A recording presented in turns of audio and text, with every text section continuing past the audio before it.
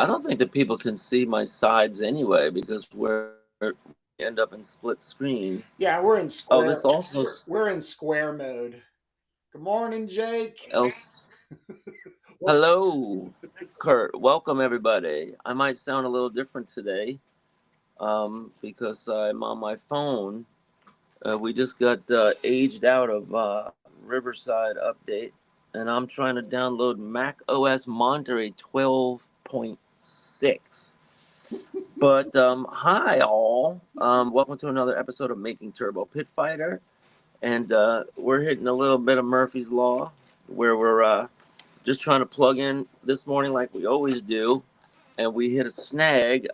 It told me I need to download the next version of Chrome, and then Chrome telling me I can't download unless I update my Mac OS. So I'm on my phone, which seems to like work okay, but I might be on a different angle, and I might sound different. Excuse you me. sound pretty good from my Hi. side. You sound pretty good. Oh, Pretty clear. it's not as easy to hear you. It's not as easy to hear me So no, because no, it's because the coming through your MacBook phone. had much better speakers. Yeah, I could try the headphones if it gets to be bad, but let's just try it this way. Sure. No, we'll, Um, we'll we'll make it. all right, so I'm looking at the word balloons. I just opened up page 19, and I finished all the word balloons with this kind of like background texture. So she says, "What a car! Hey, taxi! Please drive, please." And he goes, "Hooey, I'm driving."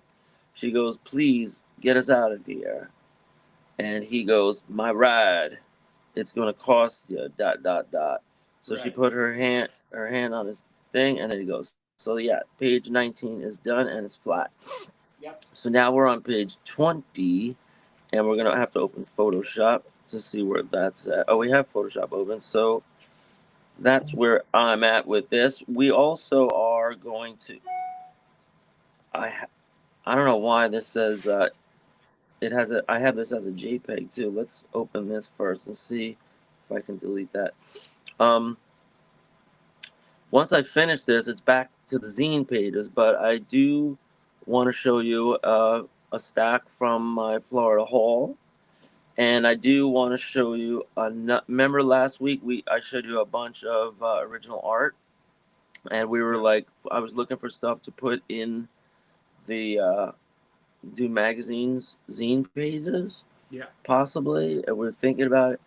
Um, so I found a different envelope of original art that I'm going to show you now too. Also, all right, this I don't know why this is a JPEG. So this must be how you gave it to me raw. Um, so now I'm going to open this up in Photoshop, and I started the lettering, and this is where I left off, and this is what I need to do. Oh, look, all the lettering's in. No, this is the last page. Hold on. Page 20 PST is right here. Photoshop file. So, yeah, we could talk about planned obsolescence. We were talking last week about, I think we were talking about technology and AI a little bit, or was that the week before? Um, and I came to a revelation about AI this week, and it might not be a revelation for others, but it was a revelation for me because I'm really down on AI lately, and I always debate the pros and cons, and they're making us do this in school too, Yeah. is like try things out. They're actually giving us school time to like test drive. Um, just like an hour a week or every couple of weeks they give us an hour and they're like, see if this works for you, and they're like, do AI and see if you can use this in your workflow and everything, and with your team. All right, so I wrote a note here: 30 minutes by hand only after arrival. Oh, so okay, now I remember where we left off. Um, for folks who remember our last episode, the trophy girl on page 20 is going to be pulling into. Can we see? They're pulling into a stop here. I don't know if we can see that this is a dark alley. It seems really dark on my computer. Let me see what happens if I lighten this up. See this right here. This is a wall, right? It's supposed to be a wall, Yeah. but it's looking really. Does it look really dark on yours? Oh, here. What do you mean dark? Yeah. Well, I just lightened the whole thing up, and this is before and after, before and after. Now you can see this whole thing is a brick walled in, and I wonder if I should make this move maybe and keep. Let me try lightening these values right here, I mean, that's a pretty and dark. I mean, I made all those bricks pretty black. I mean, they are black. The screech gives a lot of light to that panel, and the fact that I did not want to lose anything on the car above. And then you could even see the two of them, which you had in, your pencils had the trophy and the taxi in there. So I did not want to lose that as a, I don't want to say focus primarily, but basically, if somebody was trying to figure this out as like from an abstract shape to like, oh, okay, that's just a top view of the taxi. Like it would happen faster than. it's a lot lighter on my other computer. So I'm just going to assume that this is just the screen. Like I wonder if I could even go onto the, and it also depends what angle I'm viewing it on too. Um, I, you know, was there a thing where you could go and play around with the gamma on the screen? Remember that from the old days? I'm not sure, but I'm gonna lighten up the very very darkest darks on this, and we could always change that later. So I just made two curves moves here, and now I can see a lot better. All right. So they pull into this alley. He clicks a button. She says, "Okay, Mister, the most I'm going to do Yeah. in trade for a safe ride to Selamunto." And then I wrote in by hand here, 30 minutes by hand, only after arrival.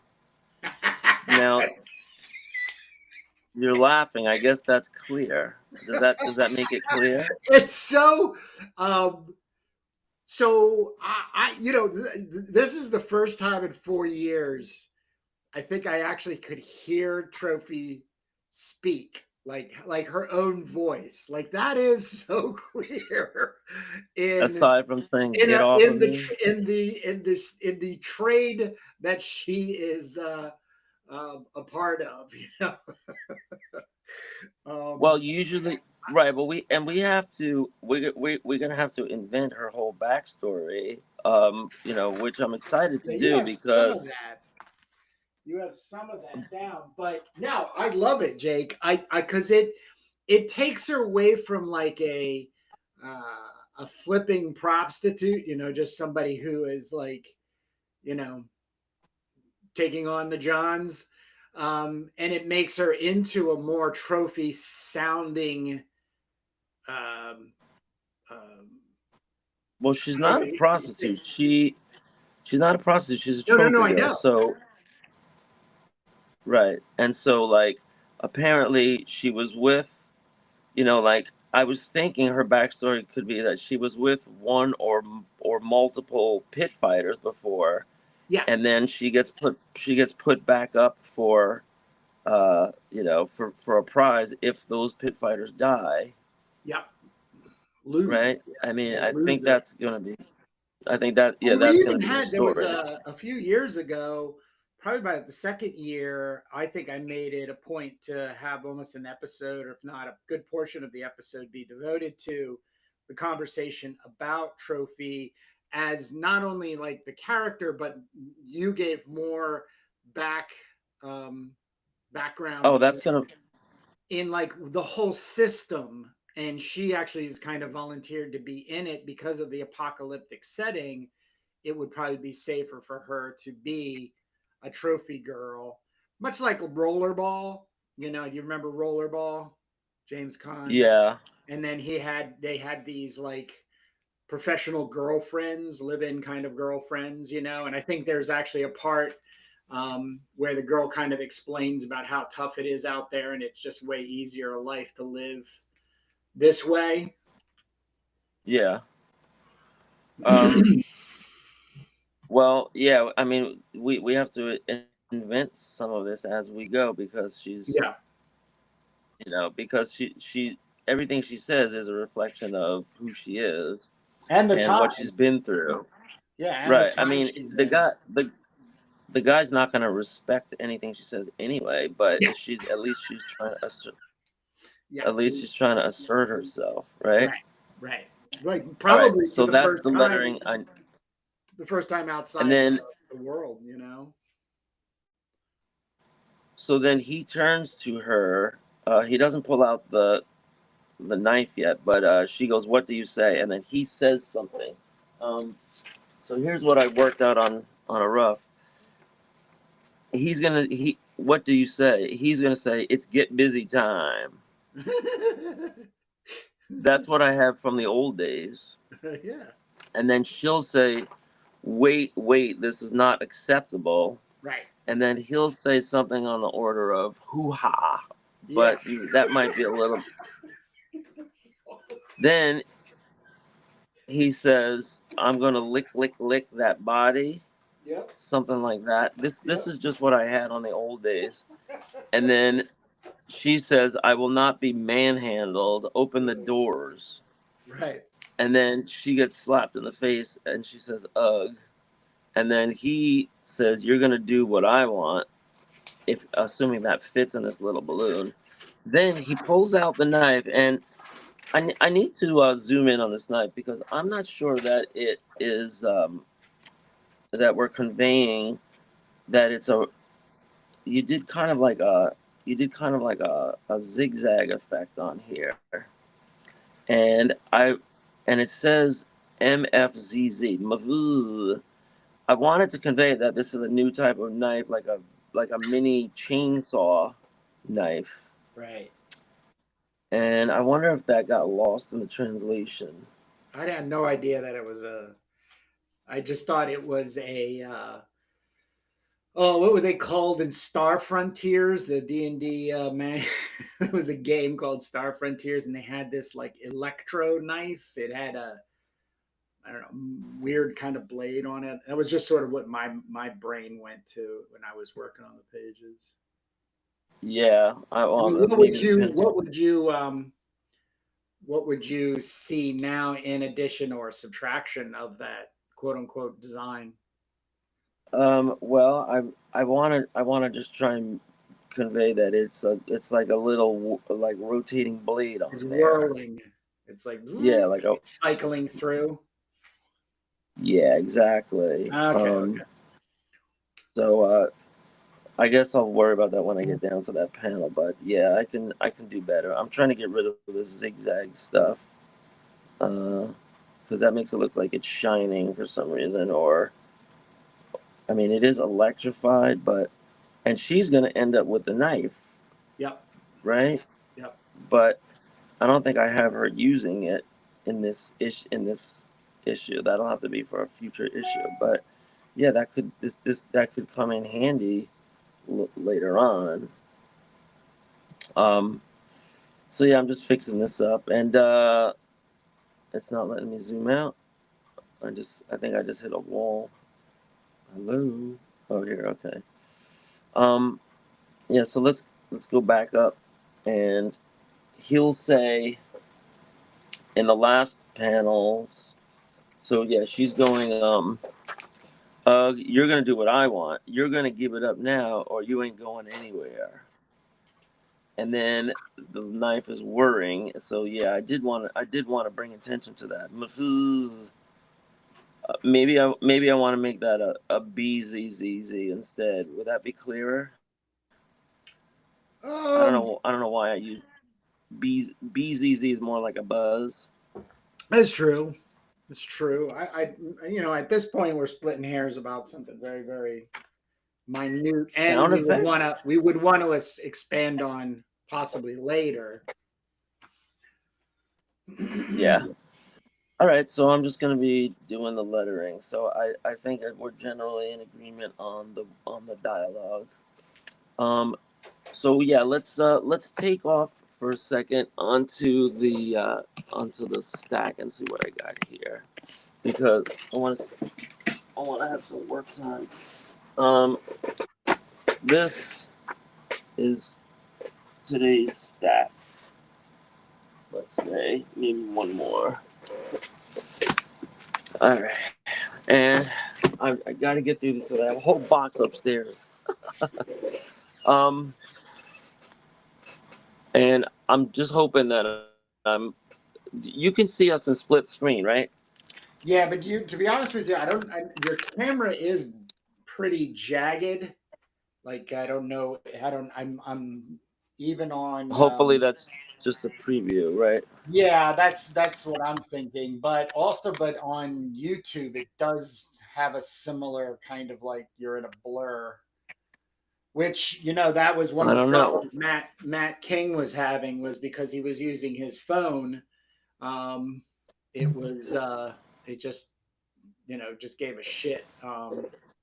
Well, I can't check anything. Oh wait, on here now I can probably check it on YouTube. You could But I'm downloading the goddamn operating that system at could the same be time. that Let's see. could be what's killing you right now, Jake.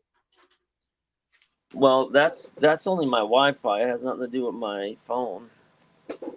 And Well, Wi-Fi is the most important part of it. well, let me see. Let me go to YouTube and see what it says. Is anybody in the chat that can check for us? Yeah, we have one person in the chat. I don't know if they want to participate. If you're watching us live, can you chime in on whether my side is pixelated or not? I'm actually pulling it up now. My side is pixelated or not? Yeah, I'm seeing it, and it's not so much that it's pixelated; it's just blurry. Yeah. It's weird. Um, Yeah, like I said, I think that's also all right. another issue we're having with Riverside is that they don't like iPhones. They want the sweet setup. They want people coming in with $30,000 worth of equipment. Yeah, that would be nice. Yeah, wouldn't it be? All right. And people to actually do this for us, so we can yell and scream at them, which we don't have the All right. option. Well, You just have the let's just. option to yell and scream at me. So I bought this Avengers 133, 25-cent Avengers. I can't believe what good shape it's in. And then I see not only is it one of these weird binding jobs, right? You're losing like a quarter inch, more than a quarter inch on the left here because of the way it's bound and stapled. But also there was a rip here, and that's probably why this was put in the $1 box. Um, it's marked $2, so this has been marked down. But it's a really nice clean cover, which looks like John Romita, although there's no background, and it's got Thor, Hawkeye, Mantis, and Iron Man. I'm just assuming this is John Romita. It might be Gil Kane actually, but it looks like a rush job because there's no background or anything, and it the ink is kind of quick. I open it up on the inside, and it's Sal Buscema and Joe Staten. So it was written by Englehart, Steve Englehart, and so there's a lot. Look at all this on page one. Look at all that writing. Ugh. So sorry, Steve, you're overloading your artists here, and nobody wants to hear about Agatha Harkness making a chair into a humanoid. All this writing here. See Avengers number 131, 132, and Giant Size Avengers number 3. We're getting bogged down here in story. You want to open up an Avengers and see some action. You know. Anyway, look, too much writing, too much writing. This is before I even complain about Sal Buscema, but yeah. See, there's the Sal Buscema mouth, the parallelogram mouth of Sal Buscema. But he's good. I mean, he did a lot of Defenders. He did a lot of Avengers. He was like, a staple of the Marvel bullpen. So, I could get into these comics if they have Sal Buscema art. Joe Staton is a little different. He's got this kind of thin style of inking. His lines aren't very bold. He doesn't bring anything special. And he was an artist on his own, a penciler on his own, that ended up doing E-Man for an indie publisher. So he didn't last very long in Marvel, but he got to ink the Avengers, and then finally we get to the action here. Kill the Kotati. I'm seeing some very inconsistent inks too. Like sometimes it's like thin, sometimes it's thick, and all right. So Yeah, we I buy got Charlie. 25%. Hey, Jake. Charlie is giving Yep, us a heads up that the video is super low res. So you might want to I just see that. bail out of showing the comics because nobody can really see the details that you're picking on. So Yeah. All right. Well, let me just show the covers so that we can tease for next week. But what's our solution going to be for next week? For well, Christ's you're sakes, going to do the you're going to upgrade your laptop. Uh, That's what has to happen so you can get the Chrome I'm update. assuming. Yeah, I'm assuming it's going to work. Assuming it all works, I'm Well, trying it right will now. if you upgrade to what they need, what Chrome needs for the update on that MacBook, then you'll be fine. You can go back to doing what you were doing. But right now we're just in an emergency situation to just get our work done. Yeah. So yeah, I can go back. I did it. Did it finish that all already? If it finished, It could be an I can episode. try. It could be an episode where you're just downloading Chrome. You just because we've said this Fascinating. I before. think Like it. this is in my kind of opinion, if you will, but you know, if you're going to have any chances in the world nowadays as a creative or so independent person, you've got to be aligned with technology, and there's nothing more shitty for an artist to not be doing their art, but doing some type of business slash technology thing. But it is very, very difficult, and it's brought the conversation up though with you and I over the last couple of weeks, and I'm going to do some more investigating on.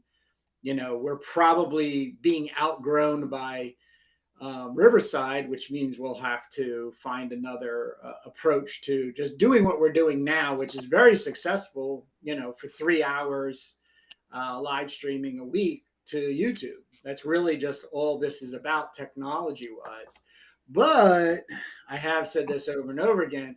You do have to stay up to date with, not only physical medium, computers, but the electronic, the programs themselves, and OSs are the big thing. It's Oh, like here I am. Yeah. So I'm upgrading. So the update on upgrading the OS so that I can update the Chrome is that I'm about 40% done already. So I might be able to do this episode. We'll see. well, Um, you're going to be I able to guess I do it. It's just you're just not going to be visually heavy. I mean, we can hold the conversation because if anything, Jake, if you can get that page 20 of Turbo lettered, that would give us a great push forward um, in advancing towards getting Doom Mags to proof copy. You know what I mean? yeah. So I I mean, know I you love always sharing. try to make. I know you love sharing, but we'll have to save it for another time.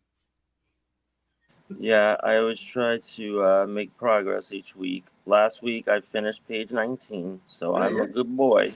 yeah. But I got to yeah, I got to I'll see if it upgrades. Sometimes you go through all this shit and it doesn't work at the very end. You find out. Well, we'll see. Um, Another thing I'm gonna do is yeah, no, I'll do this after.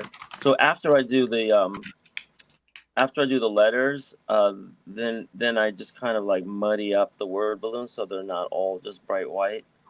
And so, but I'll do that. I'll do that after so that I can kind of ascertain where to put the darkness. So it kind of like features the word balloons. Um, Today after the pod, I think my brother and I are going to see Grogu and the Mandalorian. Mm. Against my better judgment, I don't know. I thought that was a TV show, but I'm giving it a try because I haven't gone to the movies in a long time, Yeah. and I'm in that place where at some point you just want to go to the movies just to go to the movies, Yeah. and you'll see like any low budget horror movie, or you'll do anything Hmm. just to like get out of the house or something. So that's kind of where I'm at. But there's another movie out.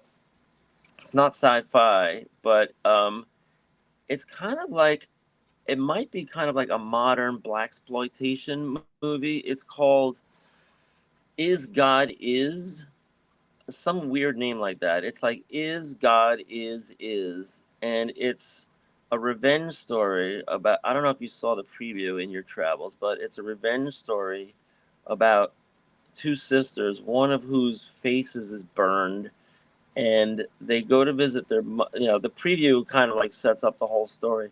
They go to visit their mother, and her face is burned, and it turns out the father burned them in a fire and left them to die. So it's basically a revenge story, but they're heading out in this old car, so it kind of has a feeling of like a 70s movie, even though I think it's like a modern Thelma and Louise.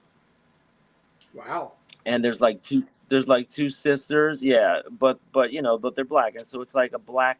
uh I mean, I guess black movies are marketed towards black people, but I think I'm interested in it because it just looks like a good story, and it looks like a big revenge movie, and I hope it has a lot of nice action in it. And I think there was another movie. Did you ever see Sinners? Did you ever get around to seeing that? It swept the Oscars. No, Did you not see it? I did not. So Sinners was Michael B. Jordan, who played in he played Killraven in the Black Panther, and he's like the biggest action star now. Um, he's really muscly, he's really in shape and everything. But he played twins in this vampire movie Oh, called Sinners, and it was kind of an odd movie because it sets up as like a 1920s or 30s period piece with these two black entrepreneurs who are setting up like a speakeasy, and then it kind as it goes on, it kind of descends into like a vampire movie, and wow. it gets weird from there. Yeah, I mean, my daughter loved it so much she went to go see it like 3 times, maybe Wow. more. Wow. I know, and she has one of these movie passes. Like she goes and sees movies all the time because she has the AMC movie pass thing where you just like pay a fee and you can see unlimited movies. Right. Yeah. So so yeah that was Sinners, and it won a lot of awards. I don't know if this movie's going to be as good, but so it's either The Mandalorian or that. And if anybody in the chat has any other suggestions of what to go see, I don't see too many good things out there. There's always a new horror movie. It's pretty crazy how the horror movies are taking over so much, but they are. There's just one every damn week. You know, What every I, day. I guess they make money. Who am I to say? But The times we live in are so horror. yeah, People and yeah, everybody wants a jump scare, I feel guess. alive. There is something about, like, what the economical um, state of the society, country, and all that, and how that can very much dictate, what type of movies will do better than others. But Um, yeah, I mean it's pretty reliable for people that just go to the movie every week to just put another horror movie out there. You know, they're up to like episode 17 of Jason or whatever. You know, um, I think I'm going to have a lot less letters than space here, but I'm just bringing the letters in before I worry about that. so I'm I'm not going to make the word. surprised you're not banging on pots and pans about the fact that you can't do adult content on Kickstarter now. It's Well, outlawed. I've It's never done a outlawed. Kickstarter, so Well, it I never even knew. Chris from Comics Tropes a couple days ago. What's today? Sunday? It must have been like Thursday or Friday. In his Yeah. live streaming of the current events of the comics industry and media alike. Um, that's he that has I don't know if it's in effect right now, but basically all of those top tier winning profitable I thought they backtracked that with the adult content. They backtracked it like already. Like it sounded like they were. I don't know. Maybe there's enough I of. thought those. I thought Not Safe for Work was the best sellers But that's what I'm consistently. saying. Like it's one of those things. Like every platform goes through this, and it's just it's kind of a shame, for those who have been so well in doing, but and it still puts me in the same place, which is, you need your own platform. I mean, it's fine to use a crowdfunding, but if you're using the crowdfunding as your website source and then trying to constantly perfect, and this was what it was, is that Kickstarter is not taking the blame. It's Stripe who does the payment processing. And they have stated that they will Yeah. not process anything that is not safe for work or adult content related. That's what it is. After about a week of backlash, they issued an apology and reverted to their previous rule. They prohibit pornography and illegal content, but the otherwise still allow mature and not safe for creative work. Wow. So maybe there was just such an uproar that they were able to strike a deal with, or maybe they do because what Chris was getting into is that it's like, there's more than one. What do you call it? Credit card processing. They're just the biggest. Yeah. They're in Scotland or Ireland or something like that. Stripe. So Yeah. you That's might to be avoid able to, in taxes. your programming, your back ending, you might be able to, if it is a, if you establish the Kickstarter as not safe for work, the payment process might come through somebody else other than Stripe, and it just costs them Kickstarter a little bit more, and it might end up kicking back over that way. But that was kind of the conversation, and I know it kind of dovetails into at the end of last week. You were kind of like there's many things going on in the world, like technologically and stuff. But I think I still stand by this. Like we can do anything. We can do anything. There isn't anything that can't be done now. We don't live in a world like, oh, I hope somebody figures out X, Y. It doesn't exist. That's ridiculous. It's now just all down to the implementation of, getting that thing achieved. So it's just kind of like stupid and silly at the same time, where we're supposed to be living in this on the shoulder of giants, especially with advanced technology, that even the basics of what Kickstarter was trying to, I don't even know what do or accomplish with towards it, just doesn't make any sense. Just doesn't make any sense to me, at Um. least. Yeah, I mean, it's a funny question when you mentioned that they're based in Ireland or Scotland. To me, that recalls memories of like Apple and Google and all these companies, like headquartering there. You know, it might not be their whole company, but just like a division for tax evasion purposes in the U.S. Yeah, I mean, I remember a couple years ago I was looking into this, and Google, no, Apple and Google were they had these business divisions over there, and they were doing business in the U.S. But the money was all going to Ireland, and they were trying to repatriate the money because they were avoiding taxes. And, to me, it sounds really simple. Like, the government can say, if you're doing business in the U.S., then you got to pay U.S. taxes. Why would you even need to be here, to pay I mean, that's income tax, So maybe that's part of the tariff argument, that the current administration was putting forth. But, um, it I think the better way to get all that money back from all these companies is just tell them, it isn't where you're stationed. It's where your customers are stationed, right? Like the point of sale. Yeah. So it might be one of those deals,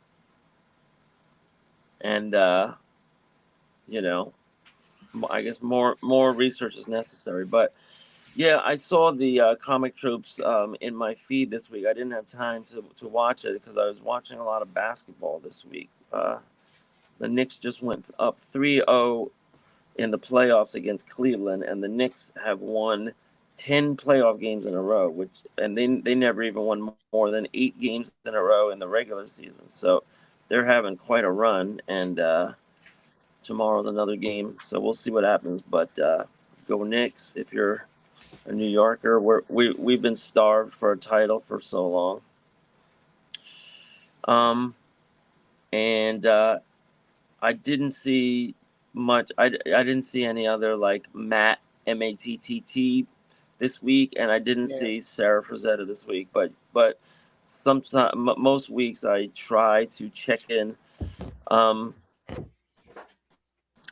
there's also the Kevin Laporte blog on Yeah, I've been waiting Substack, for that. and I think yeah, he's probably like the foremost expert on Substack policy, and because he like does an accounting every week of how many not safe for work Substacks, I mean Kickstarters there are versus regular, and he warns people which ones are AI. He recommends this one's a good pick, this one's not. So check out Kevin Laporte on Substack. Um, and yeah, I guess you know if you also, another question is, if you have adult content on Kickstarter, what does that mean, and who is the judge of that?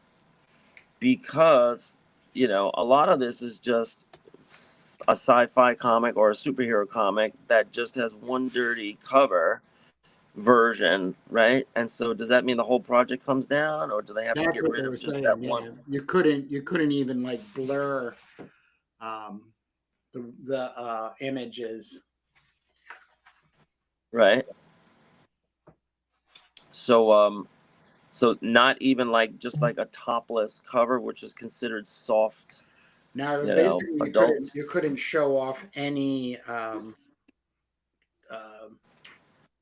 genitals, sexual, you know, boobs Parts. and parts and all that kind of stuff. Yeah, they were really just saying sorry, but then they had to backtrack Well, then because they, there's so many people that are, you know,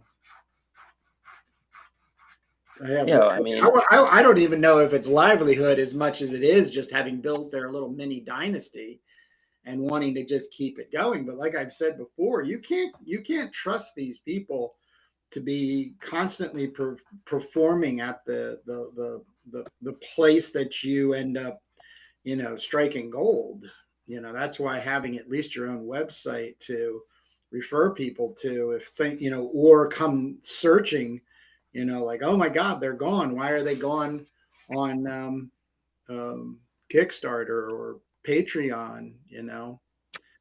Well, I It goes know, back to what I was saying earlier about this Riverside thing that we're going through. It's like you have to be a part of the technology moving and all the moving pieces in order to do creativity. It's just not it's not a wise business approach to just believe that your art is going to be so all powerful in manipulating society and all that kind of stuff. it was funny when I was you remember when I first called you a couple years ago, and I was like researching NFTs, and I was like, how Yeah, can this be? How can this be a business? How is this happening? yeah, And I was learning.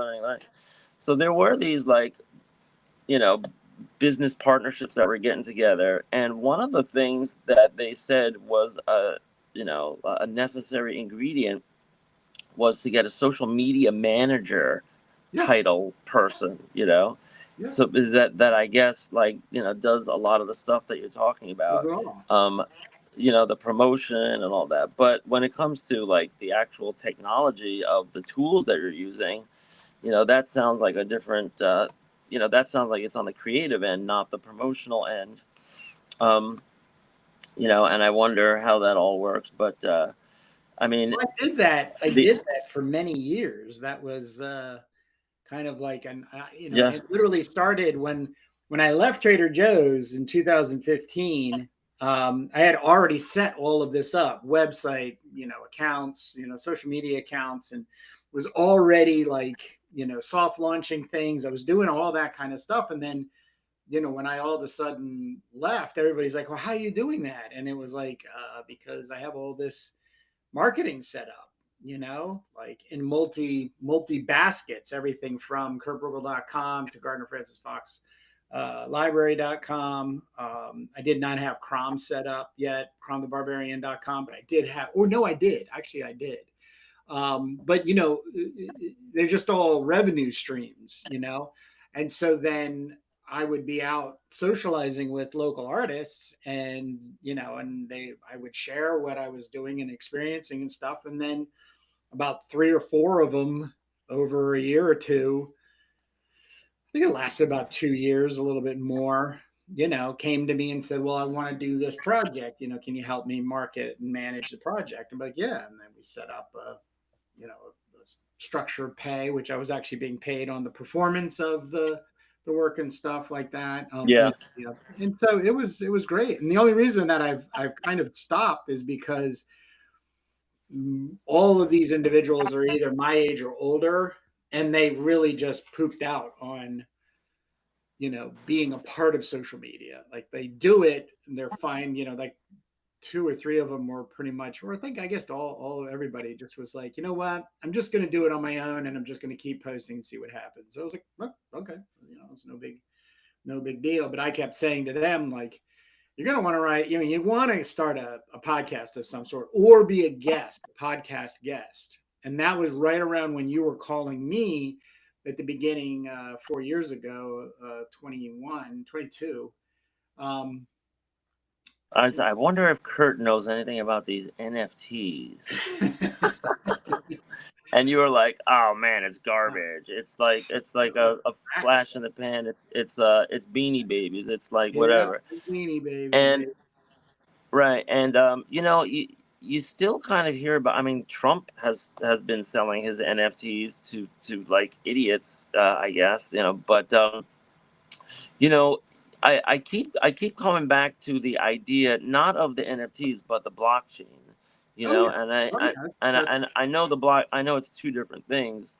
The blockchain seems like a viable and maybe even necessary idea, because we're all headed towards Q day, when the first quantum compute, like, just to timestamp this, everybody knows we're in 2026 now, and we're cruising through the year. We're already in. We're headed towards. We're almost in June, and you know, all of these countries and companies are breakneck, building these incredibly huge data centers, right? And it's all to run AI, and we've all had data centers already for the internet to run the servers, and they run 24/7. They have fans. Like people should know you cannot run a big website like Twitter or anything,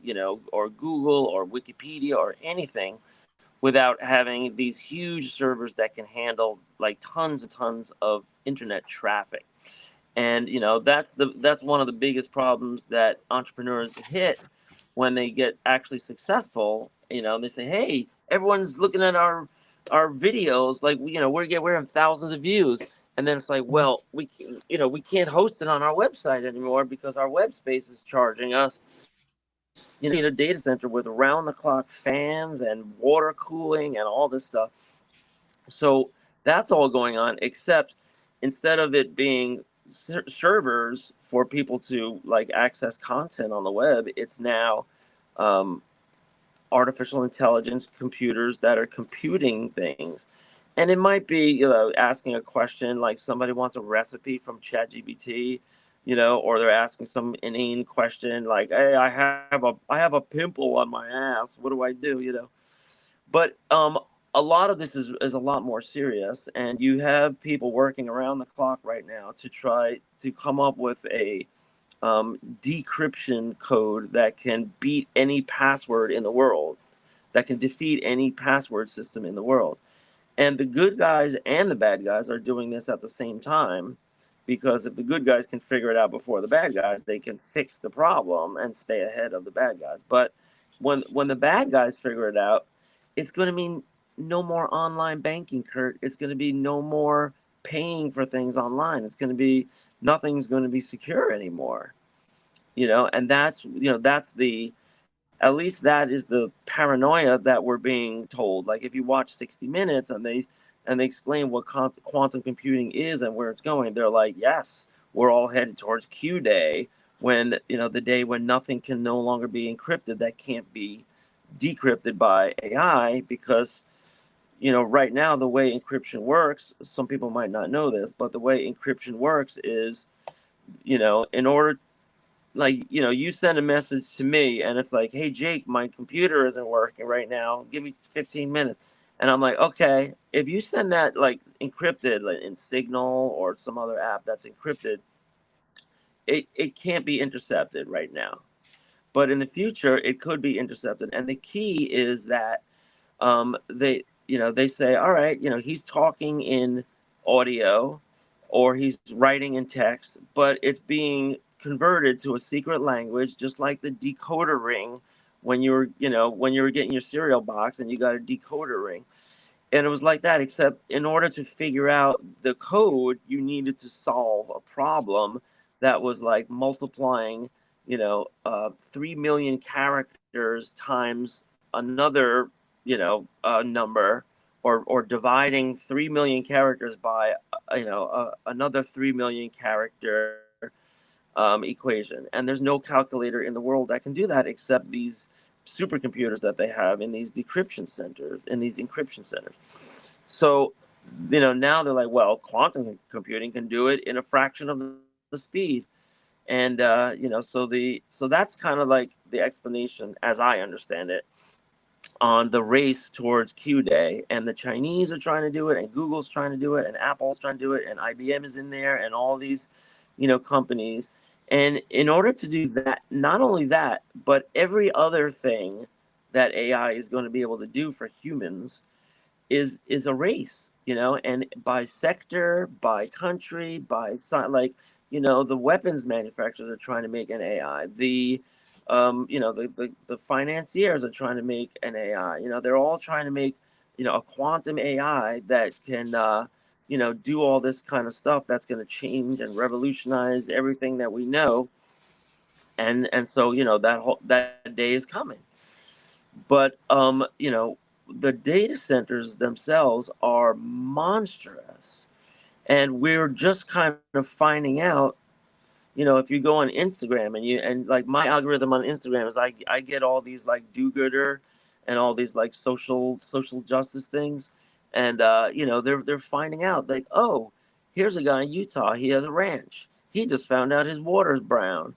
Why? They didn't know why, and the water company wasn't saying, and so he had to do some digging himself, and he traced the actual pipe, and then it went right to a data center that was just built, and nobody knew it, but it is like, 95 acres, and it's pumping water and electricity, and it's making the lights blink, and all this kind of stuff. I'm sure people are hearing about all this, and there's some people trying to stop it. At the same time, there are other people trying to go gangbusters and build them even bigger, but they want to try and stick it somewhere where the people are poor and they can't really complain too much, or and they don't know about it, and they're finding out after the fact that their local elected officials sold them under the bus. So all this is going on in 2026 right now, and it's the biggest investment that mankind has ever, or the U.S. has ever seen. And you can go back to the giant investments we made in rail. When the railroads were expanding, you can go back to the investments made by the telephone company when they said, well, we have this new thing called telephone, but everybody needs a wire going in their house. The investment that was made when electricity was wired up, for like every single street corner. The investment that was made when internet was wired up, every single house. The investment that was made when cable TV was wired up, right? Some of these are in our lifetime, Kurt. Some of these are Yeah. before, like, the telegraph cables were only between big cities, but then telephone came in and it had to be every single house. And these are major investments that cost a lot of money and take years to roll out. So what we're seeing today is insane accelerated investment and growth in gigantic data centers, including Oracle, including Google, including IBM, including all these companies. Like the numbers are astronomical. $500 billion being allocated, to build out these data centers. And that's how big it is and important it is. Because, dude, you're talking about like drones. If these things are going to control drones, these things are going to control humanoid robots. They're going to control, everything and anything. And also something really important is proteins, right? They're figuring out, science is now figuring out who can build the protein that can, cure this disease, or give you, longevity, or give you clear skin, or whatever. All the products and all the health companies and all the nutrition companies and all the medical companies, it's all happening because, we're at this new open door age of, AI being able to do computations that took traditional computers, weeks and months. They can do it in minutes and seconds. And so, um, that's the good thing about AI is that can figure stuff out, beyond human comprehension. But the bad side is, it's being owned and gate kept by these companies who are some of the worst corporate actors in the country. Your Googles, your Microsofts, they're out for themselves. They're out for their stockholders. They're out to get rich. They're out to get market dominance. These are billionaires. We know the names Bezos and Gates and all the, Bloomberg and all these guys, and they're all after more and more and more and more money, and nobody wants to turn anything over to the society and make it open source, for doctors and everything. So yeah, that's a little bit of my current state of paranoia and, I So guess angst. you know where my paranoia goes into, and I only chuckle because I cannot stop thinking about the dozen straight to video movies that were centralized. The story plot was centralized to either A, nuclear reactors, or B, dams for the energy. that was, supplying, Yeah. the amount of things. So they had Delta Force, or all these special ops teams that had to go in and secure, or fight the nasties and stuff like that. But the anxiety is so less than this, like, corporate AI creeper. It's the power supplying of it all. Like, I got together with my dad on Friday night, and he's like, "What's going on?" And I just, like, blurted out. I said, I said, all this technology is pretty, wild and everything. I said, but how the fuck are they going to? And it's, when I say sustainable energy, I'm talking about, like, that they don't keep advancing things or trying to manipulate the front end stuff to keep drawing on energy. But when it gets down to it, I mean, if you really want to take a country out, all you have to do is hit their power supplies. I mean, all that we're experiencing right now would be gone in a Well, heartbeat we are, yeah, when you're talking about if there was energy, nothing powering it. you're talking about energy. I mean, we're right in the middle of a new war over energy in the Strait of Hormuz, right? And it's all fossil fuel energy. But they're also talking about a shortage in fertilizer, which is going to hit our pocketbooks in 6 months or a year. Every time we try and buy any kind of food that is grown in the ground, that's going to be artificially more money because of the same Strait of Hormuz. All this stuff passes through, and it's energy. So it could be solar, wind, electric, fossil fuel, and our country right now is in the control of one party over the other, which favors fossil fuels. So they're cutting back on the building out of infrastructure for renewables. And funny thing is, in the last couple of years, we put something like millions of electric cars on the road, and Sure. all that's gasoline that would have been burned that's no longer being burned. And what that does is it makes gasoline, it lowers the demand for gasoline, obviously, and so that affects the price globally. And so every time the Republicans come in, they're trying to slow that and put that backwards, or anytime the Democrats come in, they're trying to increase it. And each one has their industries of their donors and their favorites and everything. But what about the people? And so, I heard this great podcast by a guy, an energy market expert. He goes by Mr. Global. I think I mentioned him before. I recommend everybody listen to his TikToks and podcasts and stuff. But he explains that China is doing this all of the above strategy that the U.S. should be doing, but we're not. We're doing right now. We're doing the oil and gas strategy, and you know, China is really, really fortifying themselves. So China is not going to be hurt, by by the Iran war that's happening right now. And not only that, the oil that they have a billion barrels of oil in reserve. That just increased in price, in value on the global market by 50%. So and Russia too, who has all this gas, and it just increased by 50%. And same thing with Venezuela, who, the United States basically just invaded and took over this past year. Well, now all the oil companies are thinking twice. They all said, we don't want to go back into Venezuela because it's a minefield there. You got the Chinese there have oil fields, the Russians have oil fields, we have oil fields, but we weren't allowed to use them because of the Chavez administration and then the Maduro administration, and we don't want to go back into that viper's nest.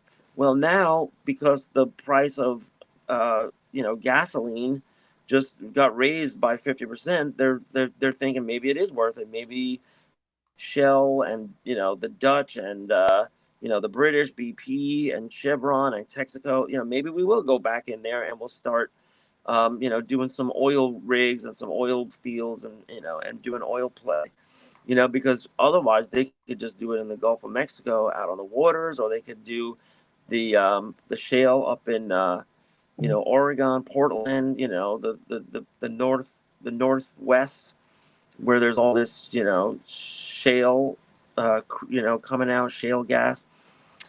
But we need more energy. But because of AI, we need more energy, more, much more, and we don't have a source for it. And what's happening is that consumer prices are shooting up. And in New York, they already say we already pay like 30% more for electricity than other places. But it's a travesty, because there's no reason why all this stuff should be affecting Joe's six pack and his bottom line. And he's going to be going to the to vote for the midterms or not this this November. So the battle goes on, and isn't it interesting, the political soap opera that we have and the corporate soap opera we have? But you know this affects me and Kurt. We're just trying to make a comic. We're talking about different themes in our sci-fi comic, but we're also just trying to connect to the internet, and we're trying to pay our bills, and we're trying to be on a That's you know right. I mean, that's exactly what I'm hinted at here, is that we live in this grand illusion, that there's all these things that are possible, but the severe fact of it is that it's all dependent on the technology, but even I think greater. I think technology is B. Eddie, A is the power sourcing, and everything that you said under the sun, from nuclear to gas to electric and all, there's this whole thing. But the way I cope, and you cope in such a similar way too, is I go into my exploitation B movie place, to the escapism, and I've been looking for these these kinds of movies, these Delta Force, Steven Seagal one man oh armies, yeah but once again, though, it just brings me back to just how far we haven't advanced as at all. And I just don't have any optimism in the way of seeing it. And I also just believe an incredible amount of what we're being shoved in front of our faces when it does come to trying to get some kind of update on the outside world is just mind-boggling in the way you have to kind of sift through it. And it's exhausting. I mean, it's so exhausting that the I think pace the it pace is really picking puts up, us. and the stakes are being raised, and the pace is picking up. And somebody going into college right now has to really think hard what they think they're going to be doing in 4 or 5 years, because in 4 or 5 years we're going to have that many more, not humanoid robots replacing jobs, but AI, and yeah, and humanoid. I mean, they're both coming, but like self-driving things, and So and if I was 16 to 18 years old, and I even have told young people, if you have any interest in technology, like computer based, like that, I know a few people that I can kind of uh, bend my ear towards, is computer security, or the just the whole infrastructure security thing, because cybersecurity. that's probably not only going to be the number one job, because coding is falling down the fucking um, you know the line here. But it's you know the idea that all of this is going to manifest itself overnight is bullshit. And the fact that the real true facts is based on who's going to implement this? So let's go back to when you were talking like cable companies, right? So one of the things like jobs my friends were getting, like, and it was like contractor work, was surveying and like going up to houses and asking them to fill out surveys. But it was also and it was to and it was a compete. It was competition between Comcast and Verizon. And a lot of people I know made a shit ton of money during that time when Comcast, that's basically our big guy in this area, was gobbling up all the little guys who I knew two little guys, and they were so happy to sell their little server and people over to Comcast for, you know, a good paycheck and end of the you know, retirement for most of these guys, right? But it's going to cost. Well, they were also, yeah. Well, Verizon was union jobs, but I think they've been successfully busting the unions depending on the area. Yeah, but like I said, though, none of this is going to happen out of the ether. It's going to take implementation. And the job forces, they've already said it's all swinging towards this, you know, like surveying, just like, you know, basic kinds of stuff that needs to get tactfully assessed. And then there's going to be the administration, and then there's going to be the execution. I mean, I think the thing that's going to be sci-fi in the next year is how many people, young and old, will have transitioned towards companies that are contracted by Amazon or you know, OpenAI, you know, or the local energy company, in order to uh, establish these new systems. Because I like this whole entire week, I probably spent 30 to 40% of my time watching exactly this kind of stuff, like, you know, stuff on YouTube where they were talking about like, well, what's happening? Okay, we all fucking get it. Like, there's a big change coming. We get it. We get it. We hear 2 years, we hear 5 years, we hear 10 years, and it's all going to be changed. Okay, what exactly is going to change, and how the fuck are you going to implement it? Like, who's going to implement this? Like, you know what I mean? Like, it doesn't. It rationally doesn't make sense to me I to hold heard any of, anxiety per se, yeah, as much as it is when you start seeing things come about that you've never seen before, and they're knocking on your front door saying, hey, I'm here to survey you about implementing this blah blah blah blah, which will be implemented over the next blah blah blah blah months. And you're like, holy shit, you know what I mean? Like, I think that's when it's really going to hit the fin, because right now the only big news is the IPOs of OpenAI and um, SpaceX are going forward, and that's the big sign.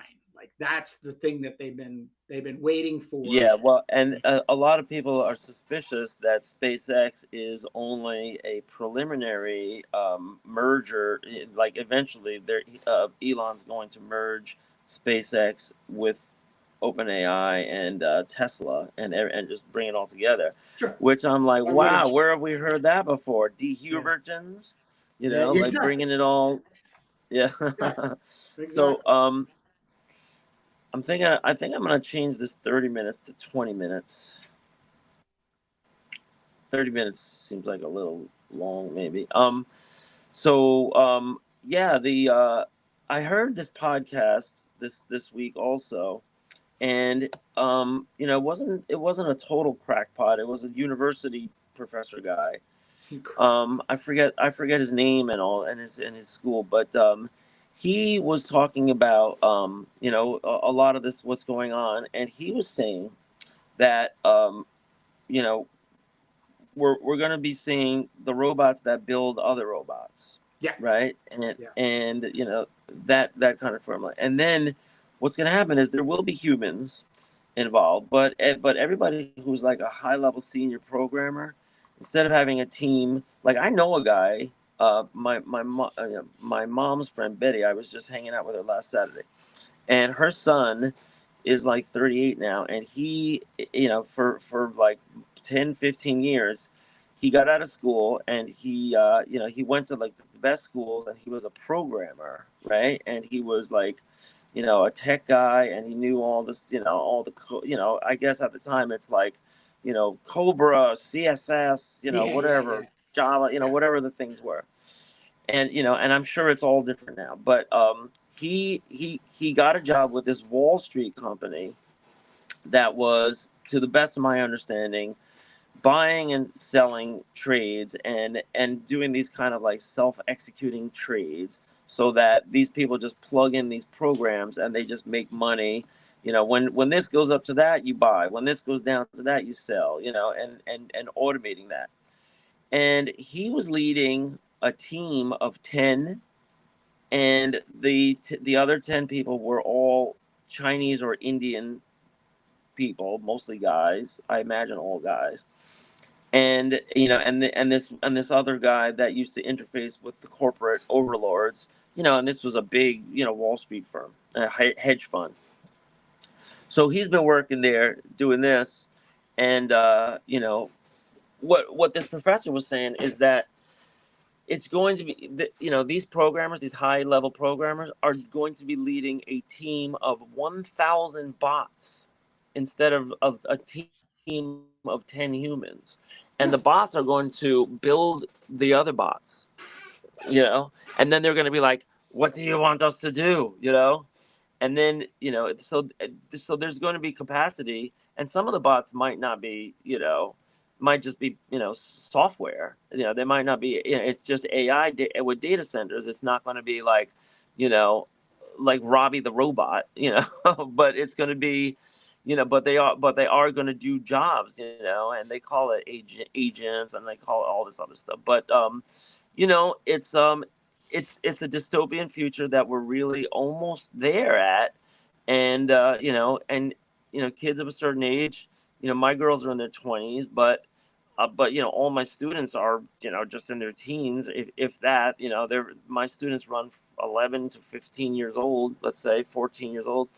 And they have to decide what they're going to do. And sometimes I have a really, really smart kid that gets accepted to a really, really great high school, and I'm not sure what to tell them to do with their life, because I used to say, well, if you're good with numbers and code, you can be a programmer and a coder, and you can have a great job, and you'll have great security and job security.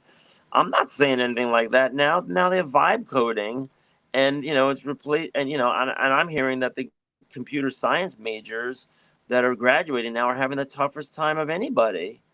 Finding the few human jobs that are still out there versus the outlook for 4 or 5 years from now, where all the jobs are gone, or a lot of them are gone. So Well, yeah, there's. here's my other sci-fi take on things. How many people are we going to know in 5 years have their own robot, and they license, lease, and hire out that robot to perform certain tasks for people who per se don't want the complexity of ownership of a robot? Like you think of like I knew a guy back in the 90s. It was a young guy my age, and he came into the bar and he was so freaking excited. He's like, "You're not gonna believe it! I hit it! I hit the jackpot!" And we're all like, "What? You hit the lottery?" He's like, "Nah, man, nah." I've been after this old guy, and he's had this backhoe on his property, and he's finally letting it go for the price that I want it for. So I just bought a backhoe, and we're all like, "What?" No lie. I ran into him. He ended up not coming to the bar as often because he was so busy renting out this backhoe. I mean, this guy Sure. was like, if anything, he was making all of what we were making, which was maybe $30,000 a year. I ran into him at another place, another bar, restaurant. I was like, "Oh man, what's going on? How's it going?" He's like, "Dude, I just want to say one thing, man." He goes, "My income just keeps getting bigger and bigger. And you know how many backhoes I own?" Yeah. And I can't not calibrate the coming of robots to like I said, you've got those without and those with, and therefore the scale of those with are these like large corporations and, just in countries and everything like that. But, one of the things about our country that we breed very fast is the opportunists. And I can't see how anybody is not going to want to get their own robot to have it train and perform at a rate that they can rent that thing out and just sit there and make cash overhand. Well, that But was it's going like to have that. overhead. It's gonna. That's the kind of place that I know we're heading towards. It's funny because when I used to have a pickup truck, um, I didn't really realize, but as soon as I got this pickup truck, I had a Ford, I had a Chevy, and I also had a Ford F-100, and I pull up at a red light, and people would just roll down their window. They would like make the motion, roll down your window, roll down your window. So I rolled down my window, and they're like, "Listen, you want to make $40 real quick?" Yeah.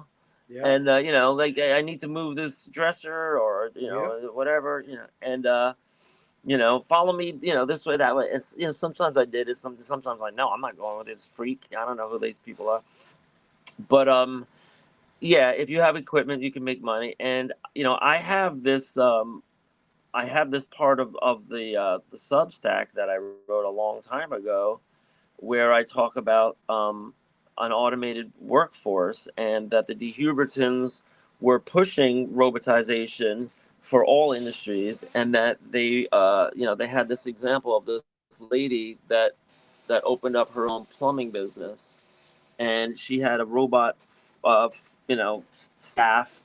She started out with a station wagon and like two robots, and then she was a success story, and so the D Hubertons used her story as as propaganda to try to encourage everybody to buy their robots and to replace humans, and because if they bought their robots, then they have an in and they can control the programming and they could do bias and they could do all this stuff. I mean, I was writing all this stuff thinking 80 years from now, 100 years from now, and it's like actually looking more like 3 years from now, Yeah. in real life. Yep. So, that's been the interesting thing about this podcast and just sci-fi in general. Like, Yep. I can't imagine 100 years Put from us out of now, the but business. yeah, we're going to be, going through this, and um, there's still a really big learning curve. Like Yeah. I personally, I was using AI yesterday, and I keep trying it out. Like banging my head against the wall, and I'm driving my car. Like, what can I do hands free to be productive? And it gets worse and worse because if you don't pay the $20 a month, Yep. they don't love you. They're Nope. just it's just a constant tease. Well, what you might be doing, what might actually work is pay us $20 a month for the rest of your life. That might actually work. But if you do that, it's like, all right, well, am I going to pay Claude? Am I going to pay ChatGPT? And how good is it actually going to be? And it is just so frustrating because the free version, and I keep trying the free version because I want to know what my students are looking at, and what most of the world is looking at that can't afford to pay $20 a month. And it's really bad. It's really bad, like inaccurate, not helpful, can't do anything hands free, in real life, really. I did a live last night, and and so sometimes I open up Chat GPT right here to talk to, and I say, you're going to be my co-host, and we're going to talk about this and that, and I just had some basic questions, about science, let's say, and the damn thing just talks over itself, a total malfunction, and I'm telling it, you're Well, I malfunctioning. don't, but see that this is the problem. We've had this argument before. Is like you're trying to force it at its base model to perform at a higher level of existence without any of the accoutrements. In other words, yeah, you have to take it. You have to take what it is you're doing and ask ChatGPT or Gemini where to best go to perform that task. You're trying to force ChatGPT to do things that you believe it should because it's AI and a generality.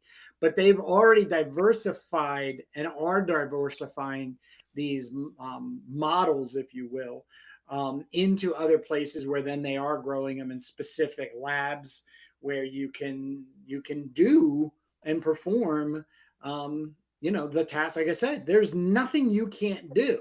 It just doesn't mean, you're trying to chisel a sculpture with a paint set. That's what you're in my opinion you're doing right now. um, if you Right, really want to but perform, if you I'm want also to have an noting that AI, if you want to have an AI co-host on your Substack live stream, that's the conversation you have to initiate, but it needs to be initiated on where best will that be served. In other words, who can do that the best? Because it needs to, and that's the one thing I find with Gemini is that 9 out of 10 times, if at all, does it actually say what I would believe is a Gemini product. It always pushes me out to these other places. And out of the 3 suggestions, I usually find a decent one. Now, albeit 6 months ago, that thing that I'm using to perform this task gets upgraded, outdated, turns into a for-profit model. So there's no free oh, model wow. anymore. You need to subscribe to it. So then you got to go back, and then that's right now, if there's any trait or skill set that's needed, that's really where it is at right now, is being able to use the models to perform the research in order for it. Because I'm going to do that this week for our podcasting. I'm basically going to point it to everything that we've been doing, where it's at, so on and so on and so forth. And I'm probably going to be talking next week about how we're going to move. We're going to migrate over to somewhere else, try it out for a month, because I'm not just going to shut down Riverside to then go over to the other place. But I'll even have it write a letter to Riverside. And I'll say, hey, by the way, I've used ChatGPT, or I use Gemini to figure this out. Am I missing something about you guys? And I know what they're going to come back with. It's a lot of apologies, because they've done this to me before. And then, blah, blah, blah. And then they bring you back to, which is relevant. The response is relevant. We are trying to perform at a level where, professionally speaking, blah, blah, blah, blah. You need the hardware to be at blah, blah, blah, blah. The standard of OSs have to be blah, blah, blah, blah, blah. And then therefore, blah, blah, blah. And then I always like, well, what about my guests? My guests are artists. I literally say that. I'm like, my guests are artists. I can't expect my artists to have all these functioning webcams, that are going to be outdated into, what I mean? Like, so there's got to be a Yeah. down and dirty way of doing it, but I don't believe it's going to be without paying for something. I don't believe, the exponentialness of free on the internet is reliable anymore. It's always going to run out and into a different path. Right, and this is where we're seeing the same pattern of the that we saw for the internet. And the internet was heralded as it's going to democratize work, and it's going to give everybody the power to publish, and it's going to give freedom for all these creators to find their audience and do that. And we just the internet, like somebody was saying, there was an article, like asking people, we know the internet is good and bad, but what are the percentages? Do you think it's more good than bad at this point? Do you think, and there's danger, there's risk, there's like scams, there's negativity, there's body image, there's lawsuits, there's everything. But basically, because you and I are we were there at the very beginning of the internet. I got on in like '96 with a dial-up modem, and I think you did too back Yep. then. Yep. Um, we we saw a different internet than these people are might not understand. The internet at the beginning was a way of physically connecting every single computer in the world who decided they wanted to become a server to any other with complete equality, so that just by doing a search with a search engine, you could find anybody or anything that had that keyword on their web page Yeah. at all, with no censorship, with no net neutrality, with no corporate throttling or bias or anything. And it was set up as a bunch of scientists and medical guys that wanted to share information. That was the whole idea. And the military funded it because they was like, wow, wouldn't this be useful? And now what happened is it completely went corporate, and now there's a gatekeeper for everything. And the biggest thing in the world is Google, on the internet, because they have cornered the search, and they've decided that we built this search engine for 7 years. It was the best search engine in the world, completely free. Got everybody addicted to it. Got everybody reliant on it. It became a verb instead of a noun. And now and then they said, all right, we're going to go public today. And then when they went public, they became one of the biggest corporate censorships, kind of like for profit, I guess you want to say capitalist Silicon Valley giants that has been, it's a great stock. It's been making a lot of money for its shareholders. um, but it's been growing and growing in power and influence, to the point where it's like literally shaping reality now.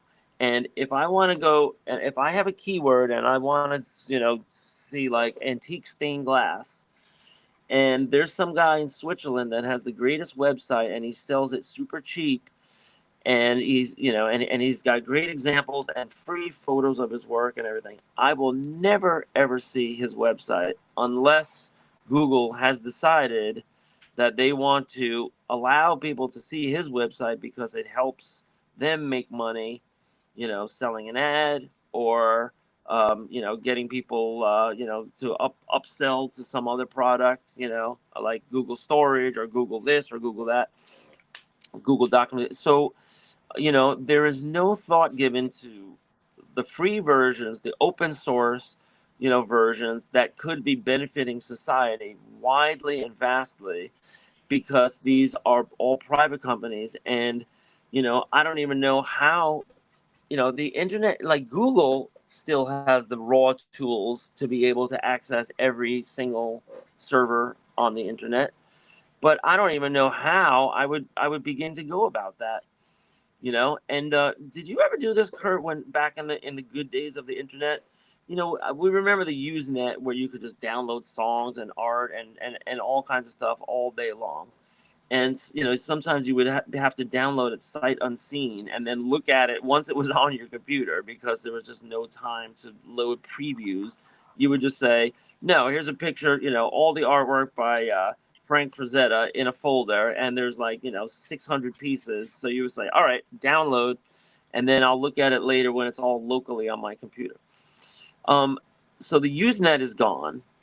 And you used to be able to just put in a search field, when it was Netscape or Lycos or all these other search engines, a keyword, and then if you just scrolled far enough, you could find anything, because it was all on there. Every single instance of that keyword that was on the internet as a server was there. And now that's not the case. Now Google just says those are not relevant results, and you can't But see it. there's There's a no. so how much do you use Reddit a lot? Sometimes. So you don't use it a lot. Like you don't think to go to Reddit and search, or even say in your Google search, find on Reddit a thread that XYZ. You don't do that? Yeah, well, it comes up in your search sometimes, and sometimes it's the best place to get stuff like, should I buy this camera or that camera? Consumer reviews, real life stories, finding out, how things compare from region to region. It's a lot of real people. So it is, probably the best example of kind of like a modern day message board app, Yeah. Yeah. Exactly. where it does. Yeah, and Reddit is extremely useful and free, for society, and open. I mean, there might be some censorship stories, that we don't know about. Like, I don't know if you can put in, China is a the communist overlords of China are oppressing Taiwan. I don't know what comes up on Reddit per se, but you know um that's a better example of what the internet could have been, and It Wikipedia, is. you know It is. I think. what's that? It is like it is very much. No, it's It's limited. It's there. not it's You're not the whole seeing. world of every keyword. It's just within that app, whatever's on the Reddit servers. Reddit has some server farm somewhere where they have tons and tons and tons of banks of bays of computers that are just whirring, and the fans are just going. And this is because they have so many people accessing it every second, and they have to have all of that capacity for bandwidth. And so you're limited to whatever Reddit can house. And there may be some stuff that they might have to go through and spider and say, all right, nobody's accessed this in 20 years, let's get rid of it.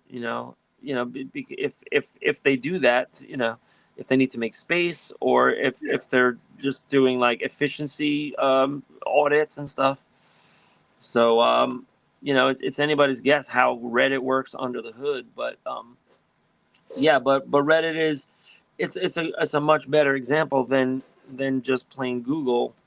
But the promise of the internet originally was like The you promise could, of the internet. yeah, the promise of the internet Who originally was promised? anybody could go Who was online and promising? Who was promising? Who's the CERN, the inventors, what was his name? Elders well, Burn, when whatever, we yeah, okay. the Norwegian guy that invented the architecture.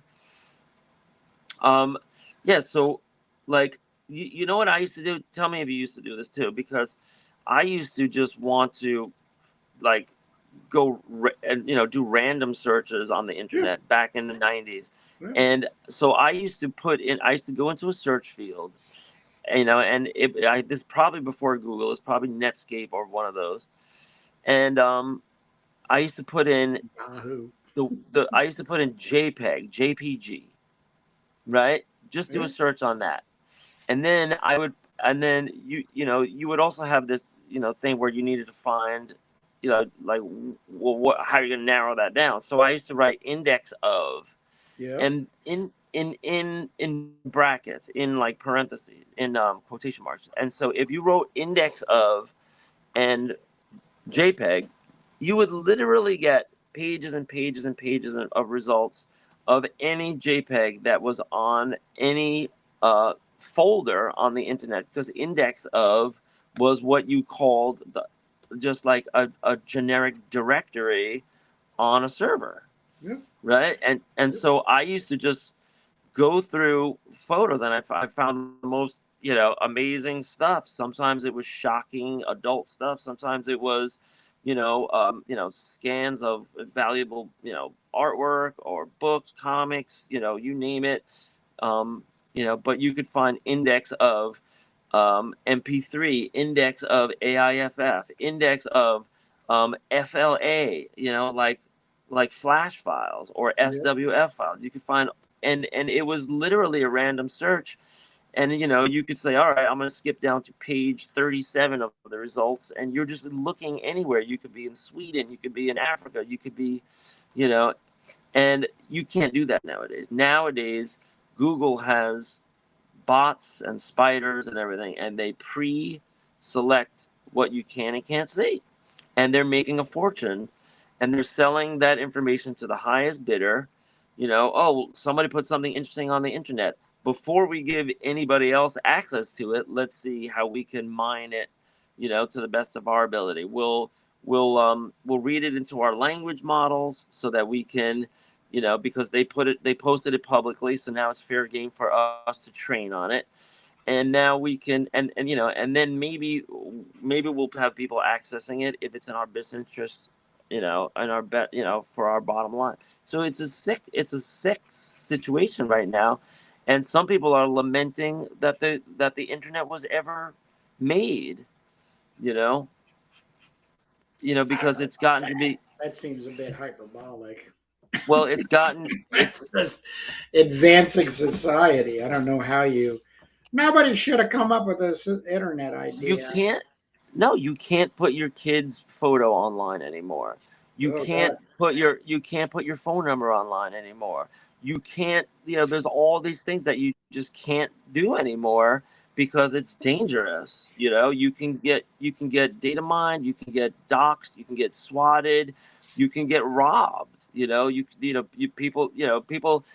used to put on Facebook, "Oh, we're going for vacation. Yeah. We're going, we're going to Swiss Alps. We're gonna be," and then You're next gonna thing be you they, gone they three come home. weeks.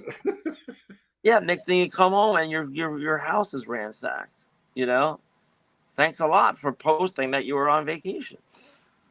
So, there's a lot of bad out there, and there's still a lot of good. It's convenient, I guess. People want to go online and pay their bills. You can Yeah, but do I think things. that's the most difficult way is that there's no way to circumnavigate opportunistic, in parentheses, bad agents, or it's like um, hey, thank you, Dave. It's always down. Like there's no good and evil in the world. There's only just good and evil actions and thoughts. And when opportunity shows itself, clinically speaking, like most people will spend an exorbitant amount of time on how to take as much advantage of something in order to quote unquote profit from it.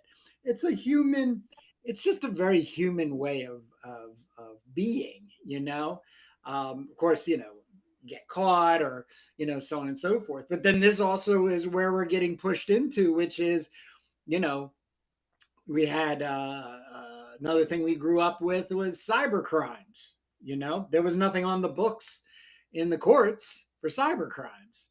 So Right. whatever was going on and would happen, it had to become adjacent to some other crime and then get tried and then ruled on.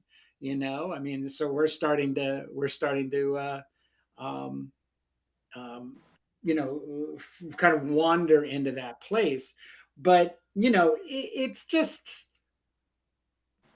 I don't think it's a healthy thing to do to try to eliminate certain things in order to eliminate evil. It's way more, and I know you and I agree on this. It's like we need to get information in front of people, but more importantly, help them figure out the most appropriate way of moving forward on things and stuff. So you Well, know yeah, but a lot of this stuff is just going to.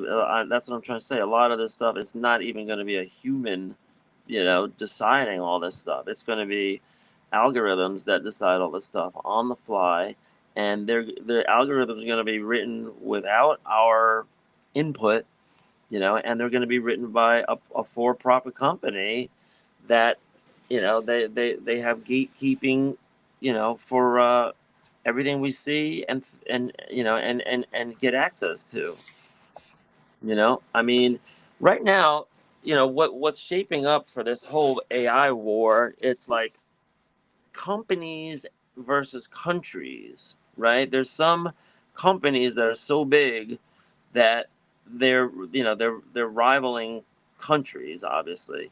And Oracle, for example, or whoever, it's such a pitched battle because they, and Nvidia is another one, right? The chip maker, they have the biggest, market share, and they have these chips that, these advanced chips, they're AI chips that, Trump is like wheeling and dealing like, like Tic Tacs, to, he gave You know that Trump just went to China last week, right? Yeah. And everybody was so you know I read up on it, like, you know, what came out of the meeting. And you know, they say, well, China is still not getting these Nvidia chips because the US is controlling them with like export laws. And you know, they don't want them to have access to them, except they just I just read this, and they announced that President Xi did get an agreement from Trump to give 10 chips over, right? So they could just have a limited amount of them. Well, guess what they're going to do with those 10 chips? They're going to reverse engineer them, Of course you they are. know, and yeah, so now they might, you know, they're going to make their own version of it. And why did you give them the 10 chips? You know, if you didn't give them the 10 chips, then any instance of them reverse engineering it would have become a patent Nah, violation. And you that's not how it works in the world. There's nothing stopping anybody from taking a chip and selling it to the China. I mean, the Chinese can get whatever they want because they're China. It's that no, there they are want to trade restrictions. they do want to legitimately not rock the boat. So they are trying to do these, these kind No, talks. there are absolutely restrictions on technologies. I mean, think about nukes. You know, Sure, you no, can't. I get that. I get that. But you can't tell me that said countries, or even corporations don't have or have already figured it out. Like they have it Right, in but it's hand. not. It's But not it's a not. That doesn't mean the patent is clear. You know, they can reverse engineer it physically, but right. not legally, right? And so, Yeah, that's but all the now Chinese want. Trump. Right, now Trump gave them that legal access. I mean, they weren't supposed to own it in the first place, right? That was what was written into the law. Yeah, Anyway, you know, it just goes on and on, because you know, sure. China takes so much intellectual property and so much commercial software and Yeah, so but I think much. they have already. They want to do certain things publicly. And if you try to do something publicly and the world goes, wait a second, how do you do that? You don't have the technology because I own the technology and it's being securely held by my government. And so then Right, that becomes a big contentious thing. So it's not as just as like and being so those hold are the up, we things. gotta but China is making their chips now. Yeah. And the price of DRAM will fall. RAM, yeah, Yeah, well, RAM will fall. Yeah, yeah, China. that's what I'm waiting for because the machine that I want to make a standalone AI machine so I don't have to depend on or anybody really. Like I literally want I want the RAM to fall down, but I also want the SSD drives to also come down, which they are, which means that I could build like I don't know, at least like a 20, 25 terabyte hard drive system. But having access to that information and being able to work from that, and then having the graphics cards and and then the partitions of the system in order to perform certain tasks and everything, which is another thing that's starting to actually drop the usage on data centers because people are figuring like, oh shit, you know what? It makes way more sense as all these prices are falling to just make my own system, and not have to rely on anything from anybody else. And especially if you want to make stuff and you don't want to share it on these public servers. That's the thing that I'm most interested in. Because one of the ideas I would like to have, especially with Crom the Barbarian, is a playground that's completely isolated as servers were back in the day, for people to be able to come into a safe place and play with Crom material that's been expanded upon over time, and obviously communicate with one another and these types of things. Now, don't anybody get so excited that this is going to happen anytime soon, because once again, I'm a one-man band in a show, and economically, I've got to build this in pieces. But I'm saying only this because, as the layman that I am, in contrast to the people that are way more at an advantage and smarter than me, that also don't want to do this, that want to do the same kind of way of running a business, it'll be very cheap to run your own AI systems, your own server systems, and everything from, quote unquote home. So there's that. That's a I don't real. know about that. Well, It's a what you're talking really about exciting. sounds like it sounds like the metaverse idea that that that that Meta was trying to plan on a long time ago. That everybody have their little kingdom that their people can come, No, and no, then no, they have no. a. But see, that's all on Meta. I'm talking about the only thing that I would need is internet access. And I've even looked into, like, what's the one, the StarNet thing. You can Starlink. run, yeah, Starlink. Um, so it's like, now listen, this is, like I said, just so everybody gets this clear about this idea. This is all fun for me. The practicality is A, money, and B, technology, understanding, and access. So it'll be probably a while, but the whole thing of it is like, I think of myself being as just 56 years old, layman, old person, so on and so forth. But how many people out there not only must be feeling and thinking the same way, but are already and executing upon it? And the data is being driven that there's been over the last, this year alone, there's been a 10% drop in usage on data centers. And so there is even a prediction that data center building will decline over the years coming, because people will have resourced themselves centrally. So, it is one thing to kind of like wave your finger and shake your stick at, corporations, but, I really just go along with the whole, like, you know, as as long as this stuff becomes financially and technologically accessible, the sky's the limit. It's really the limit. So could be interesting. I mean, it is going to be. I'm not even going to say could be. It's going to get interesting.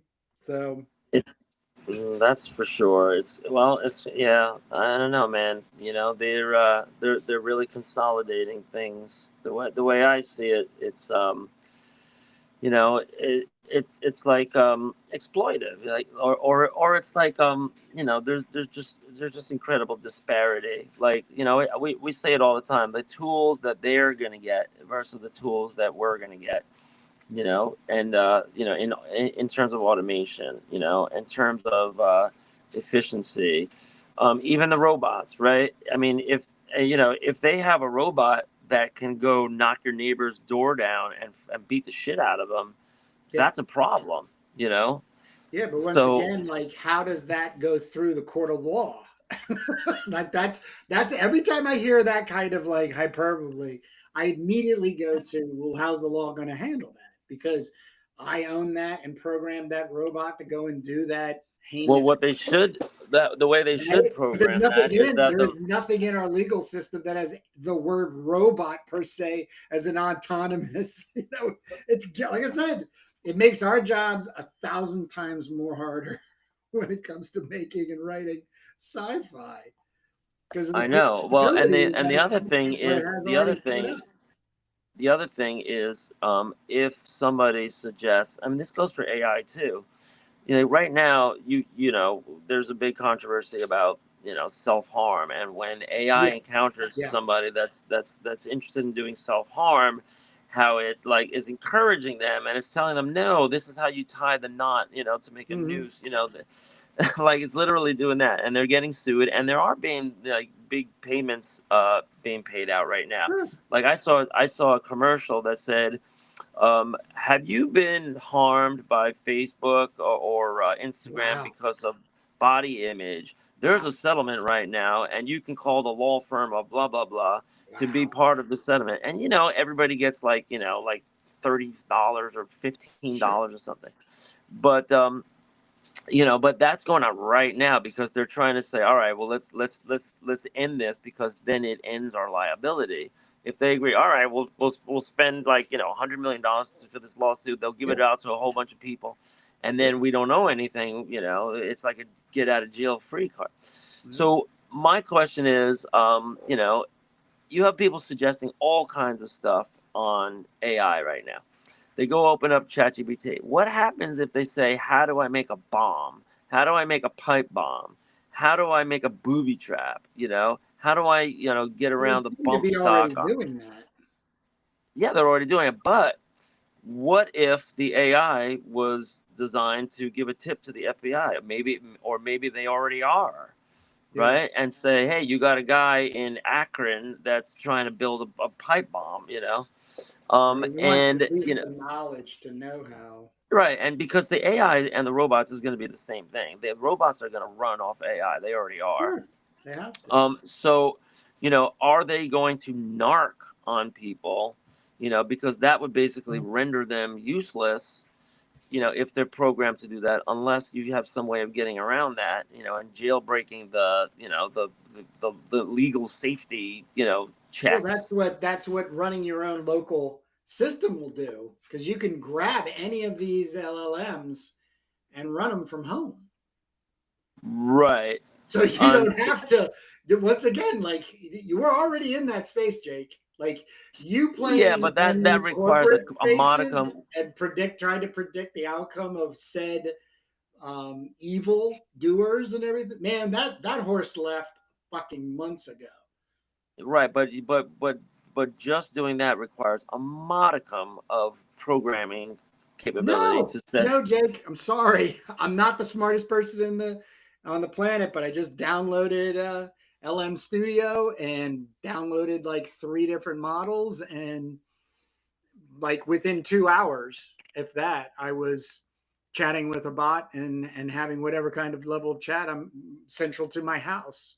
It had nothing. It was connected to no Yeah, but you're internet. modifying it for legal purposes. No, there's none. I mean, the models themselves have parameters that are already set inside them. But what I'm Right. saying is that, you don't. There's no safeguards. That's all I'm really saying is, like, there's no safety from the corporation ever that's going to come for what is I don't know. I don't what's know about that. approaching. When you buy an iPhone, it has a back door to Apple. It has a back door to the government. It Right. has it has all these back doors built in. So why wouldn't they do that with the notebook LM that you just downloaded? It's not, but it's just a program. It's just running a free standalone program. Right, but all right. So let's say And you then have notebook LM. I get llama, I get a llama model, and I punch it in there. Like, there's like 3 models out there that I've played with that have no parameters set to it. Right. So you're saying that you can modify this for illegal purposes? No, there's no modification necessary. No, You can no, that's what speak I'm to talking it about. I'm freely. talking about I'm talking about people being able to download it locally and then jailbreak it so that they can use There's, it for nefarious purposes. you don't even need to jailbreak it, is what I'm trying to tell you right now. All right, so let's go through a use case. Let's say I download that and then I say so Notebook LM just like creates presentations or audio or whatever stuff like that, right? It creates audio visual media, right? Basically. Well, in a sense, all it does is it houses an LLM, and then allows you to chat with it. And then it has been expanding, Gemini Yeah, no, and all the others. I used it myself. I made it make like an info chart, for something, LM or maybe the Studio. You, Notebook LM. Yeah, well, isn't that the one where you no, can get the no, the no, fake guy and the no, girl talking about no. your? You're not. We're not talking. We're not on the same page. No, it's called LM Studio, and all it Okay. is it's a standalone program that allows you to interface with LLMs, which are the large language models that you then also download, which could be like 16 gigabytes or a terabyte of space, because it's the compressed knowledge and processing of like llama and stuff, you upload it into LM Studio and you start chatting with it.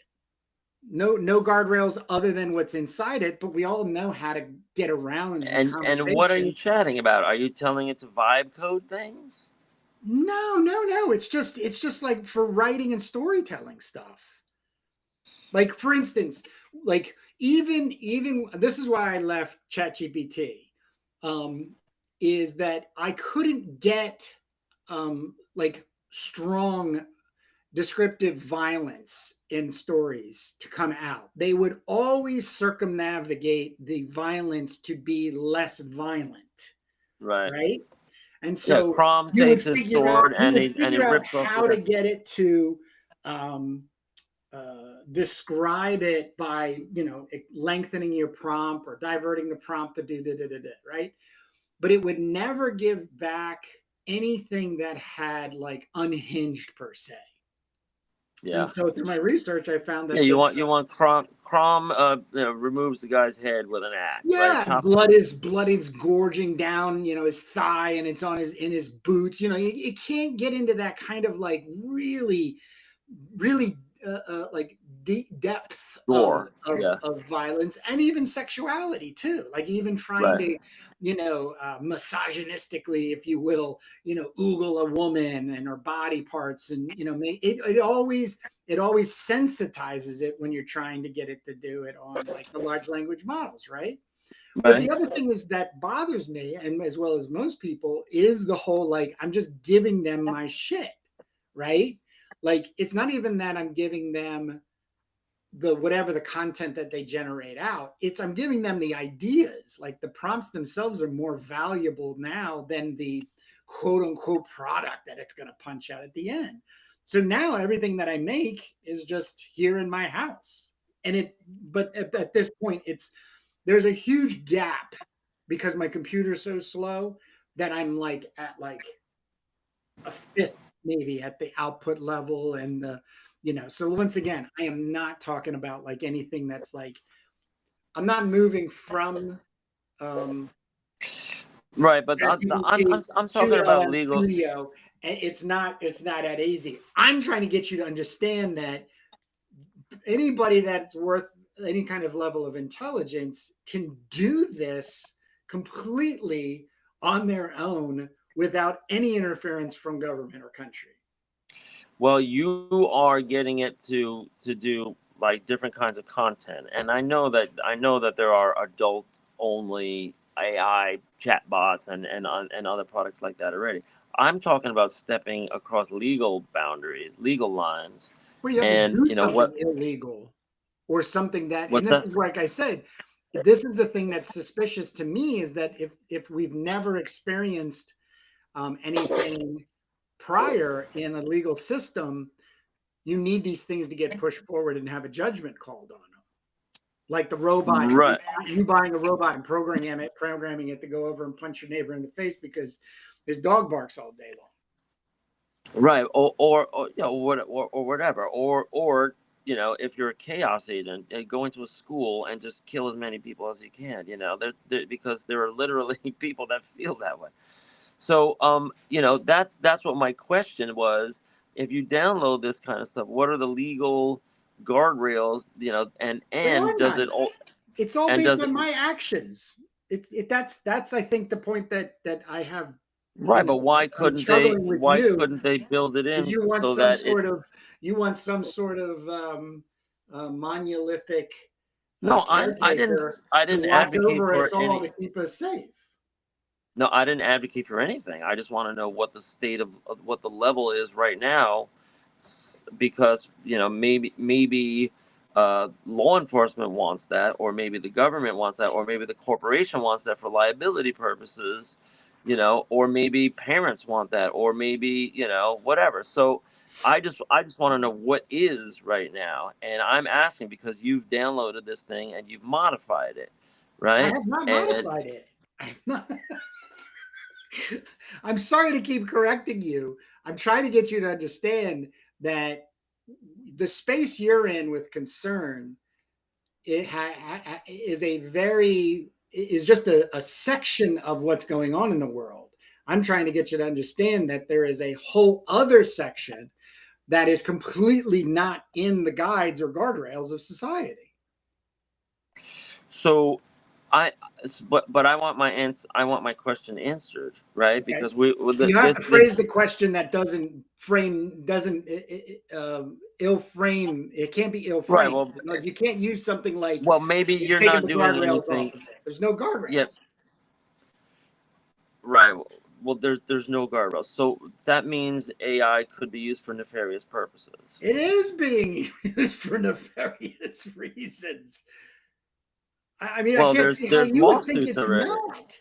but there's lawsuits already that are popping up. So you know, Yeah, but you're I making the it sound like there's a way to get people to not use it nefariously because they're scared that the government or the company that they're working off of is going to throw them in tell jail. them Yeah, but ultimately that. throw them in jail and incarcerate them so they don't actually service harm in our Well, jail. first of all, does it prevent the harm or the illegality? Second of all, does it spy on you and report you? Right. Also, yeah, I have all these questions because you're talking about you're talking about America, and then you're talking about every other country, which is a I'm whole not different talking about ballgame. Like everything. right now, in Saudi Arabia or like Oman or Qatar or something, you can kill somebody with a drone. I don't know if they have any FAA guideline against that.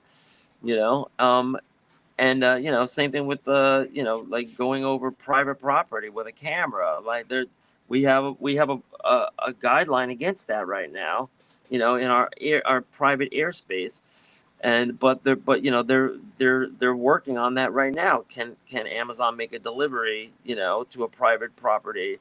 If that's the case, they're going over your personal airspace. Do you consent to that? Like all this kind of stuff. Sure. And there's a million different situations and cases going on, but the most obvious one is this going to be able to harm anybody Yes. before we put something out on the market, right? So I Yes, mean, absolutely. That's what I'm just trying to get across to you is that, and I don't believe that the so what are the guardrail harms that we're seeing? system the guardrail What system can't get up and sustain itself fast enough because it's never shown that as proof probably since like pre-World War II. Well, and some of the lobbying battles that are going on right now, with this administration and the other side, both parties, is, are we going to indemnify these companies? Right? You have Zuckerberg and you have all these guys that are personally lobbying. Sometimes they do it in open hearings, and sometimes they do it on the golf course, but they're personally lobbying to say, hey, can we get a provision that holds Facebook harmless if somebody uses our new AI chat to spread hate speech and then some church gets firebombed, right? There's all this stuff is happening, and like, what are And it some always examples of will harm? happen, Jake, because that's who we are. I mean, there's no safekeeping us from the advancement of technology and the de-evolution of some individual or individuals that find it appropriate to utilize said technologies in order to do nefarious things. We just need to then pull together and be Well, it's vigilant like the gun argument. for It's each like it's other. You know what I mean? Like that's the only thing we can plan on in survival mode. Yeah, I mean, some of this just harkens right back to the gun argument that we're having in this country. Every couple of days we have these mass killings, and some people would say, well, should we take guns out of people's hands? So, well, that's an eternal debate that I'm neither offering a solution nor advocacy for right now. But it's just an eternal debate that goes on because you have a weapon, a weapon of mass destruction, right? We're not talking about handguns. We're talking about the AKs. So, should those be sold? Should they be allowed to be owned? Are all great questions for a society that is seeing a rash of killings in schools of little kids over and over. Like, at what point do we say this is not acceptable, right? And so that gets into politics and personal preference, and it gets into, are you on the left? Are you on the right? Are you this? Yeah, Are you it's that? just, yeah, it's So that's an eternal debate. But it sounds like we're just going to be entering that for a whole new suite of yeah, weapons. yep, um and but also, we also have to wonder if artificial intelligence is going to give scientists, this incredible ability to, manufacture new drugs, manufacture new things. Can it make a weapon, a bioweapon?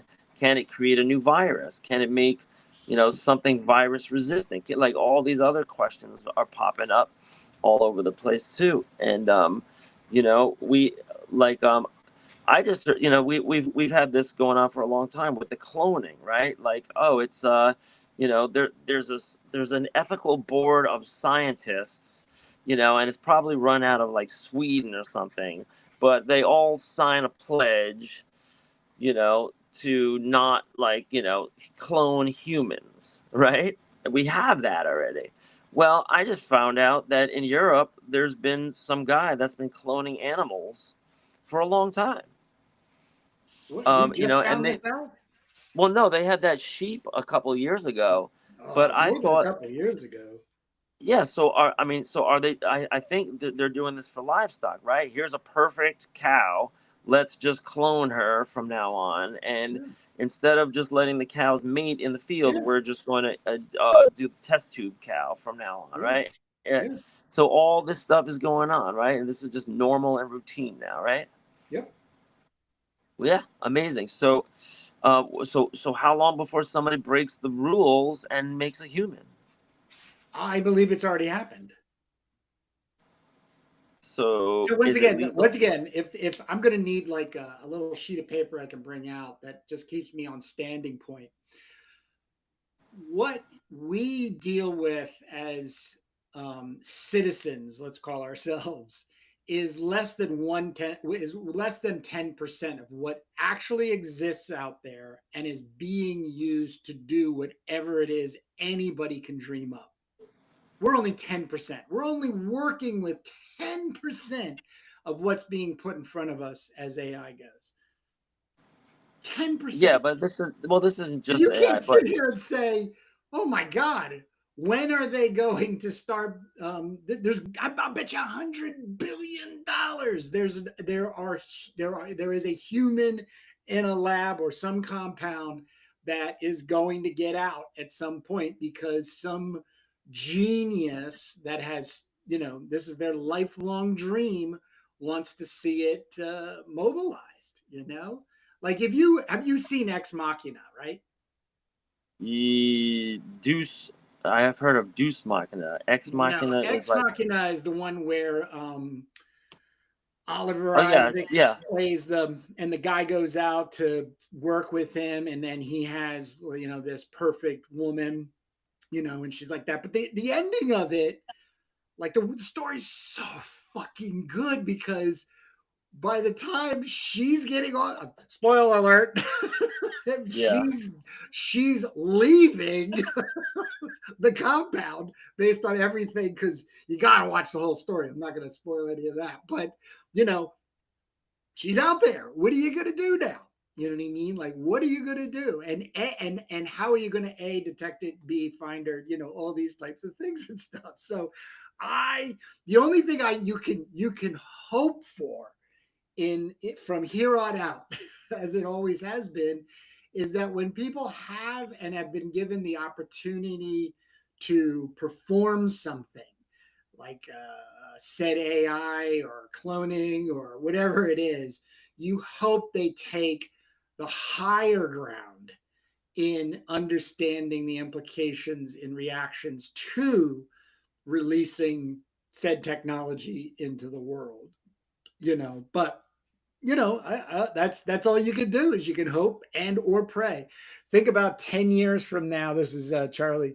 10 years from now, where we will be where we'll be and how much smarter everyone will become, like the invention of the internet. Yeah, I mean the so I, I still put myself in this really stupid person zone. Like I'm not very intelligent. I'm smart enough to navigate, but I would never call myself an intelligent human being in the way of like being stuck in a room full of these computers and trying to figure out how, problems that are right there in front of everybody and anything, right?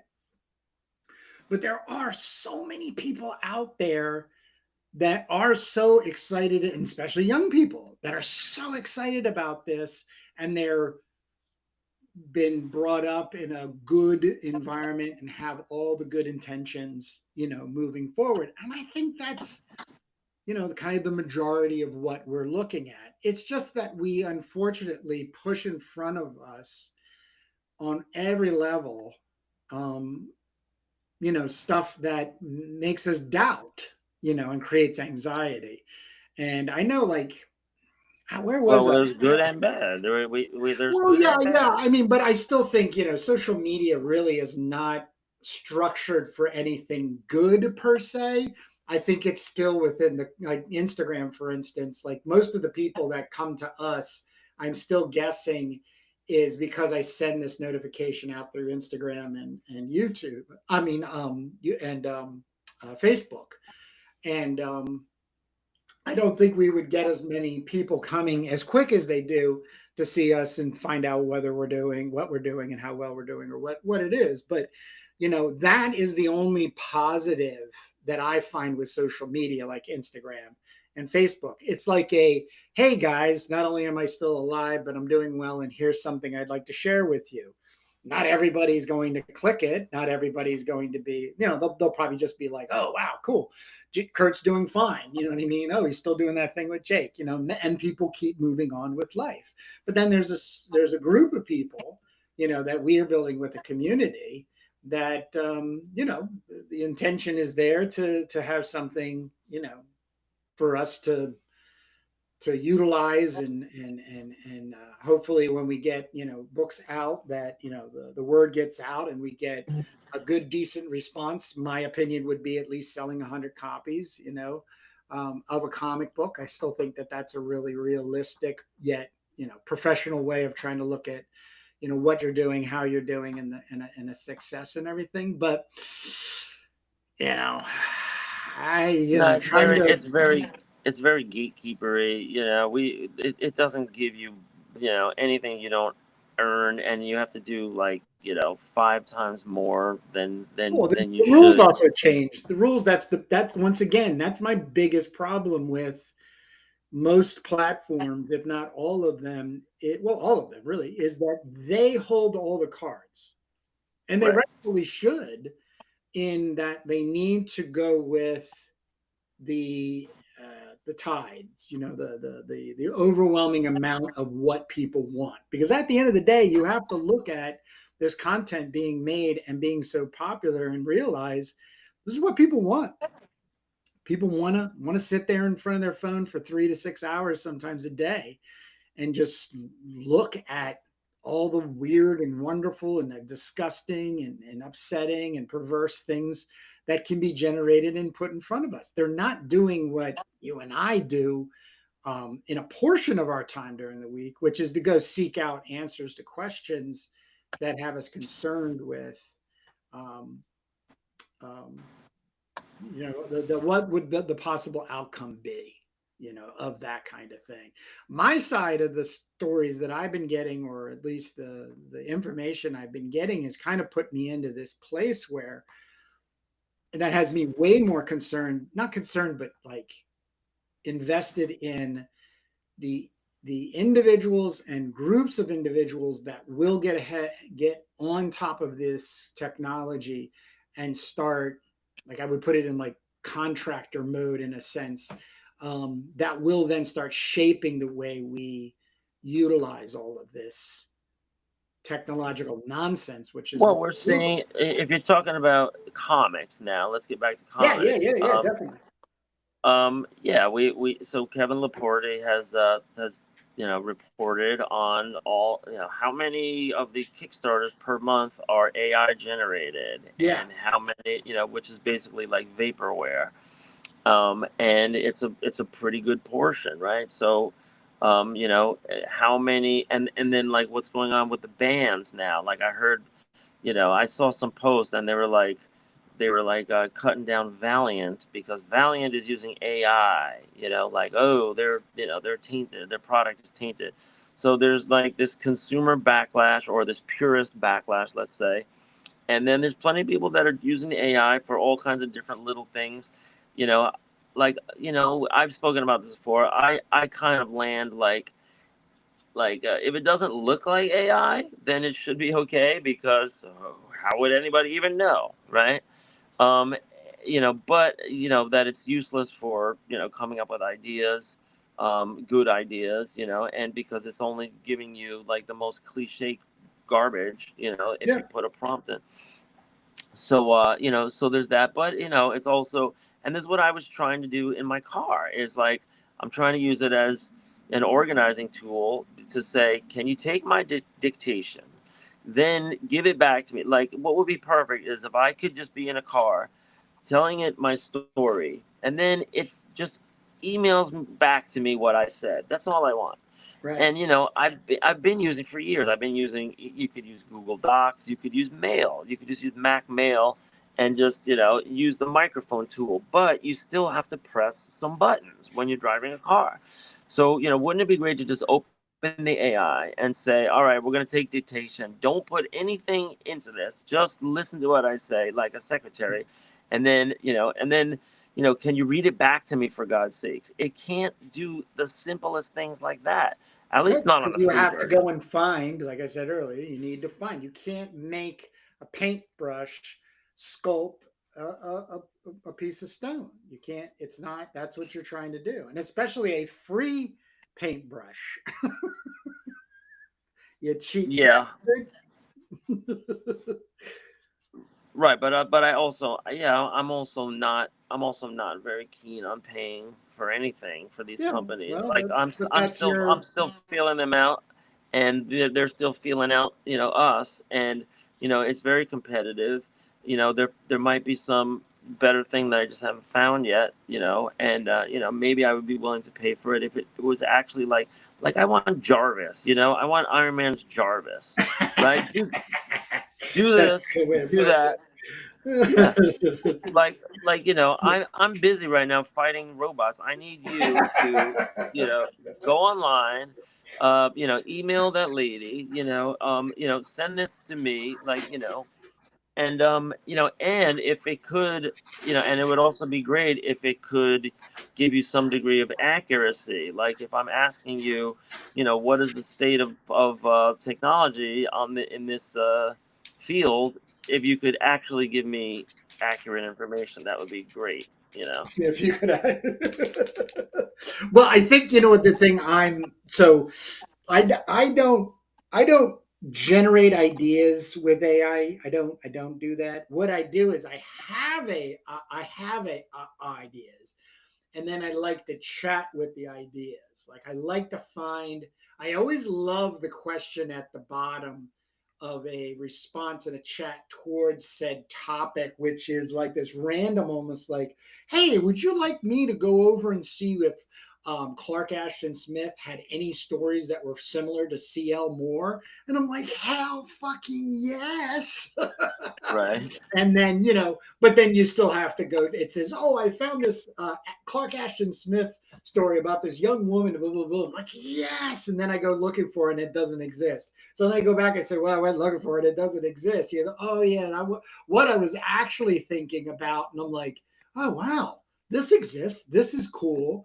So I don't even rely on it in a sense of like truth and foundation. I literally love its hallucinations. And as a creative process Yeah, that you I've said always that. That grown was weird into, to me. huh? I mean, yeah, it's kind Yeah, of well, it's you kind of you live in this random. constant state of like facts. That's your whole game. My whole game is I love um, having to deal with something like as a question. Like that's even how I work art wise. Like I put things down and I go, well, the question now is, do I go here or there, or do I make this, or they, and then I do it. I'm about to do it with these green markers, and I don't know what's going to happen, but I need to make a little bit of popping out here on the green blast, on the outside on here. And so, I'll take a chance and see what that hallucination gives me, instead of like factually wanting to know that it's going to be a positive reaction and it's not going to quote unquote ruin my art, because you can't ruin art. Like that's another stupid thing. I think it's just something we all need to just, I ruined the art. No, you didn't. You just need to figure out how to fix it. You can do all kinds of things. Once again, no matter what you come up with in a problem, you can get a solution for it, especially with these free chat models. You just need to spend the time and go in there. So, it's just that kind of thing. But like I'm saying, you do have to pay for it per se, or strategize it. Like I said, I'm not trying to get it to create things for me, because I don't believe in letting go of a percentage of my creative flow. Like I just need it to help me, kind of move left or move right or move up or move down, or, like I said, maybe even move me away from, let's say something that's kind of like gotten boring or stale. That's like another kind of thing. But but that's how I approach being creative. Everybody else is going to have their own different way of doing that, and God bless them. Yeah. God bless them. That's why Yeah. it's so cool. We're all finding our way here in this new Yeah, age of technology and yeah. tools, and automation. Here we go. Um, But oh yeah, look at that. Ooh. yeah, there's a lot of there's a lot of upside and there's a lot of pitfalls. So I Well, think that's life. if you I mean, I'm arguing with my brother yesterday about all this kind of stuff, and like, because he plays the stock market a little, and what's going to happen with jobs? What's going to happen with people's, ability to support themselves? Is this going to get, hurt by the robot economy and all this kind of stuff? And there it does seem pretty gloomy for that if you're a truck driver, or if you're I mean, we've already seen the internet kill a lot of jobs. Like, you remember travel agents, where you used to go into an office or like a storefront somewhere, and you say, "Hey, I want to go to Puerto Rico. Can you put together a package for me?" So you get my airline, I get my hotel, and you give me the sightseeing attractions and everything. And now that's all just, what is it, Expedia or Hotels.com or Booking.com or whatever. It's all just automated now.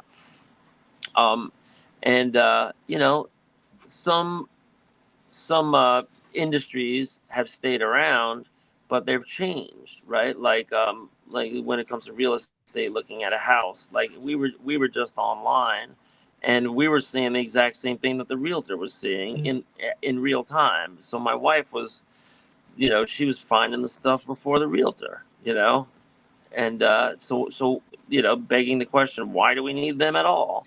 Why are we paying them like 4% or whatever it is, and so people are trying to negotiate that down and all kinds of stuff. But you go industry by industry, and we talk a lot about comics, obviously, but you know you would think that science is going, and research is going to be vastly accelerated in the kind of things that they can explore because of AI. But when it comes to like who is going to corner the market on a new drug, it's more competition than anything else, right? So I guess. there's yeah, I mean, commerce is still going to do its competitive thing, and but jobs are going to, I think, be a big change. unfortunately. And I have to try and advise my students what to do with Yeah, their and lives, literally. that's the heartfelt part about you, is that the majority of what you're experiencing in anxiety is for your students who are very young, and you need to provide at least some sense of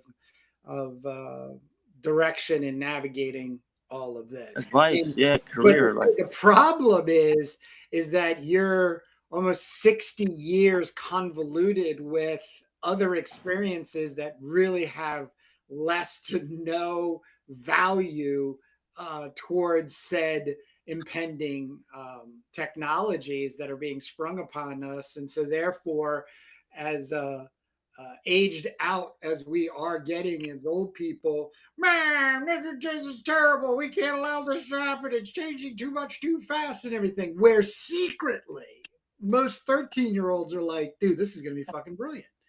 Or at least a good amount of 13-year-olds are going, you know what? This is pretty cool. I could end up doing this. Because, at Well, 13, I want to talk. Yeah, 13, I want to talk for a you second start about. forming whether you really want to be an astronaut and how you really have to become an astronaut. Now you could have a conversation about the reality. Hey, I'm 13 years old, ChatGPT. How do I start becoming an astronaut? And it'll put together a whole plan and then help you work all the way through better than any teacher, any parent, anybody in the world. You just have to have the ability to walk the path. Well, so about that, Frank Zappa. Frank Zappa was once on a talk show, and he was, commenting on society as he always did, and he was saying, you know, if you want, he goes, if you want, what was it? He goes, if you want to learn something, go to if you want to go to, if you want to get laid, go to college. If you want to learn something, go to a library. Yeah. Right? That was one of his. But he had an even better quote that I remember, and I can't find it anywhere. But he said, it was also about libraries. He said, everything that you want to learn is sitting there in the library. You just need to have the motivation to do it. So when it comes to school, right, what we're trying to do is train kids to Go to the want. library. Well, we want to actually want and need, this information, and get the motivation so that you actually go to the library and open up a book, right? Like that's really where we're at. And he said, for everything, like, because there are people like that, like, there are like some autistic genius Ted Kaczynski guys out there that. Oh, Jake, there's just normal kids, and I hate to say it, but it sounds like a lot of your kids are just in a very, very tough and hard situation where navigating just the basics of life is really where they need to be. And so then when you insurmountably put on top of them the non-navigatable, what's going on in the world, yeah, that would cause me a lot of job anxiety, and I feel for you on it, man. I really do. But Well, I right feel for now, them.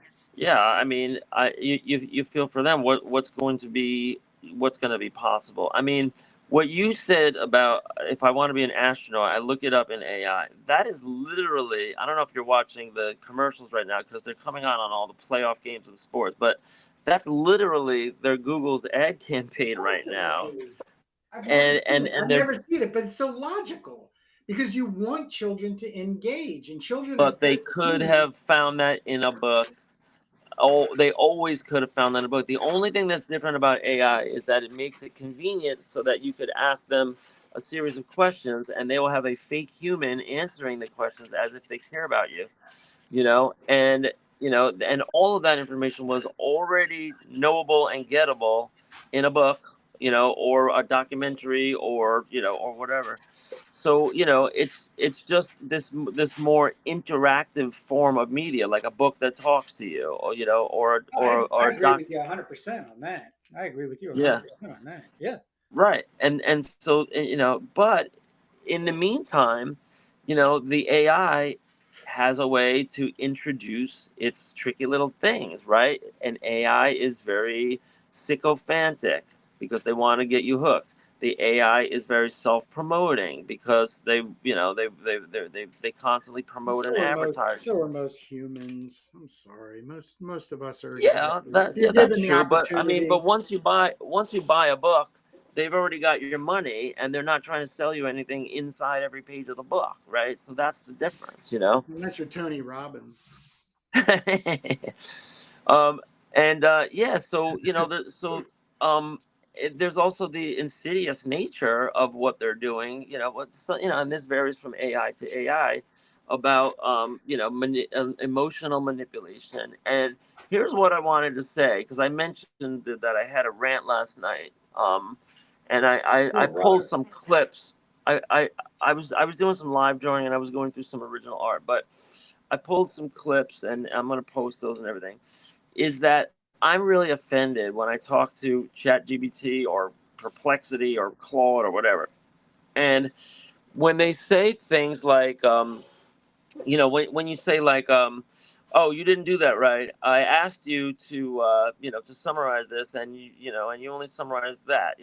So then they say, oh, I'm sorry. I understand that you're frustrated, right? When they say all that shit, it's not only unnecessary, right, and redundant, right? It's not helping the person at all to say that you're sorry, and they're going to, they're going to like assuage your feelings. No, it's all bullshit. You're a computer. You're a robot. You don't feel anything, and they shouldn't be saying stuff like that. They shouldn't be saying stuff like, "Oh, I feel bad for you. I understand you're frustrated," and they shouldn't, and they also shouldn't be promising things that they're not doing, right? Because yesterday I'm on that thing and it's talking over itself, and something happened. Yeah, when I get ChatGPT, it starts to answer in one voice, but then this other female voice with a different robot thing. Um, No, Carol, co- that's not correct. no, it starts repeating the same thing. But what's new is that it all of a sudden started responding to itself. So now it's talking over itself and it's responding to itself, and it basically is going into a death spiral, a death loop. And I'm telling it, you're having this problem. You need to to bump it up to They get a checkup. phase 2. Yeah, you need tech support. You're wasting your own time and my time, and then it constantly says the same thing over and over. Oh, you're right. I realize that. I understand, and I'm not going to do that anymore.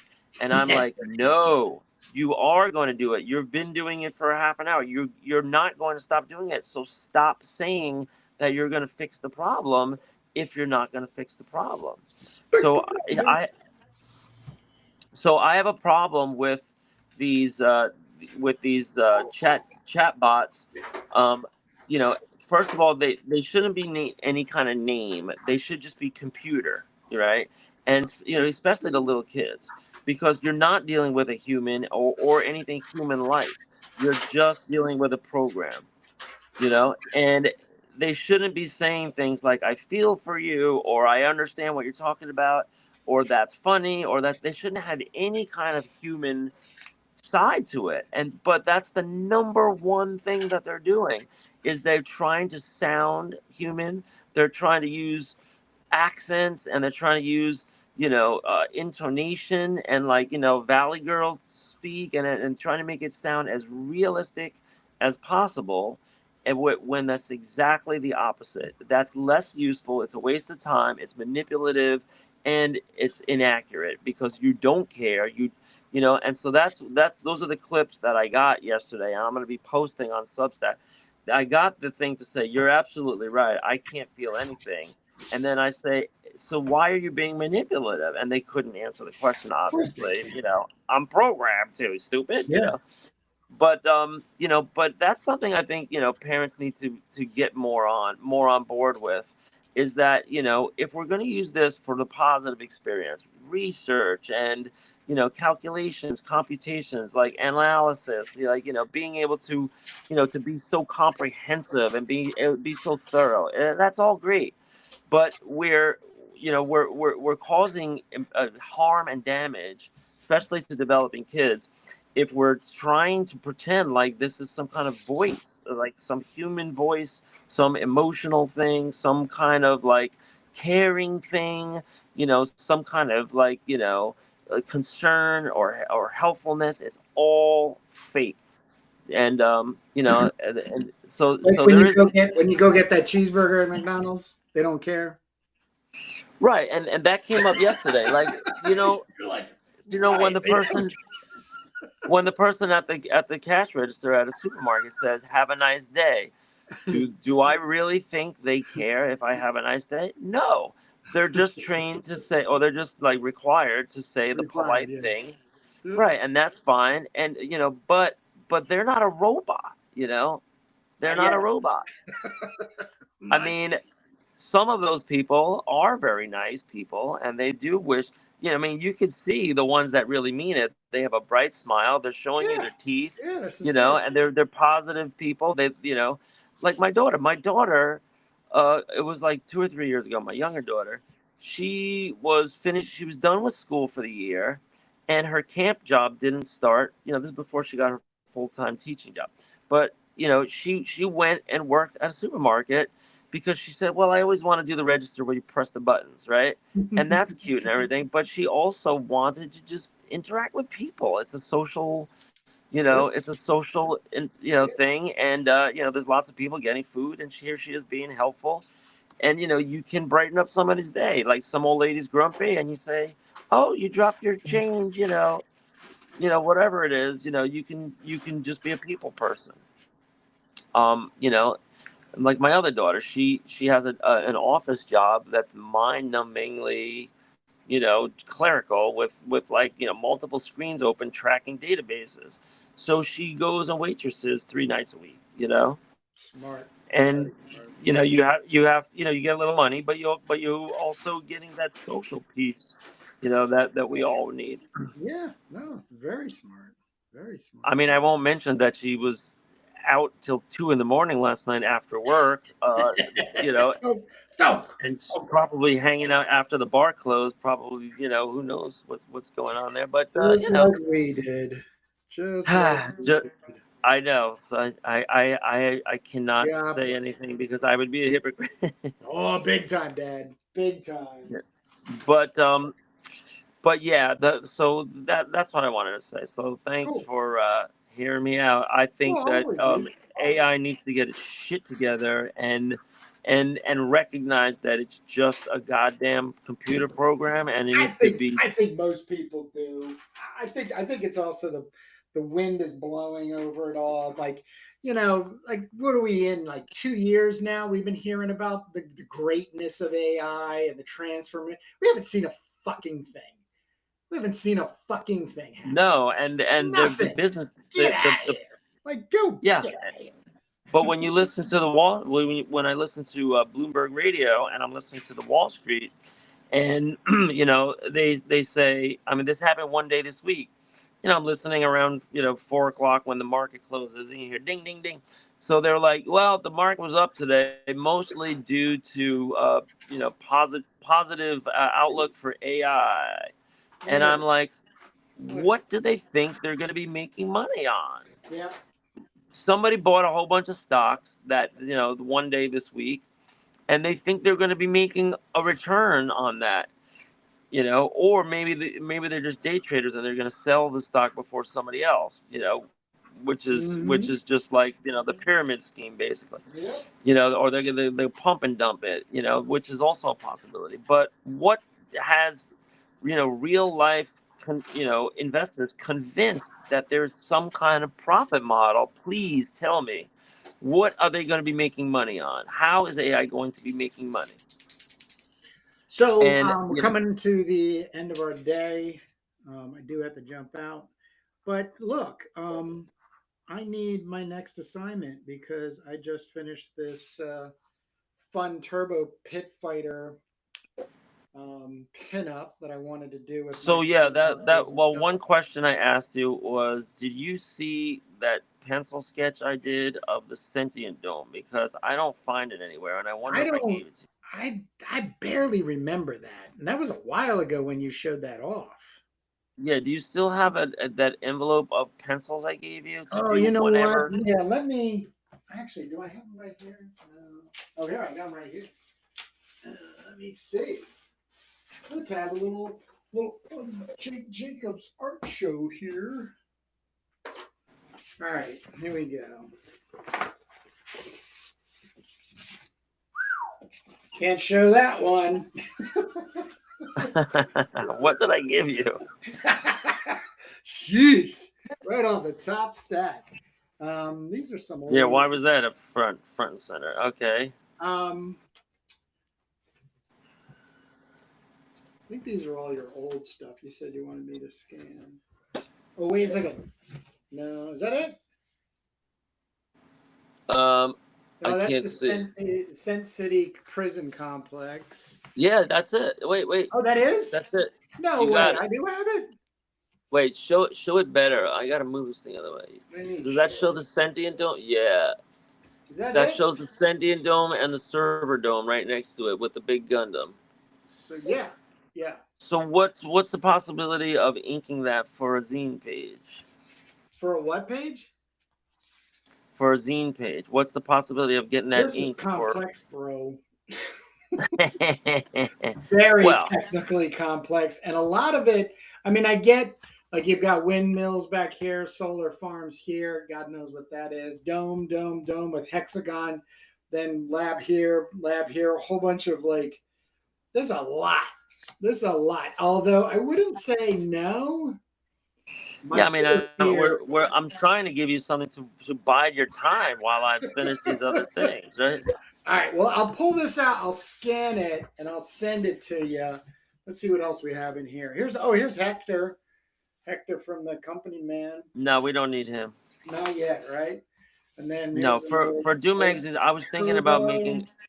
I And was then thinking here's about a making a prop. page for the sentient dome because it kind of sets up the future, Right. and I have a lot of Okay. writing for that. So All I right. think I can.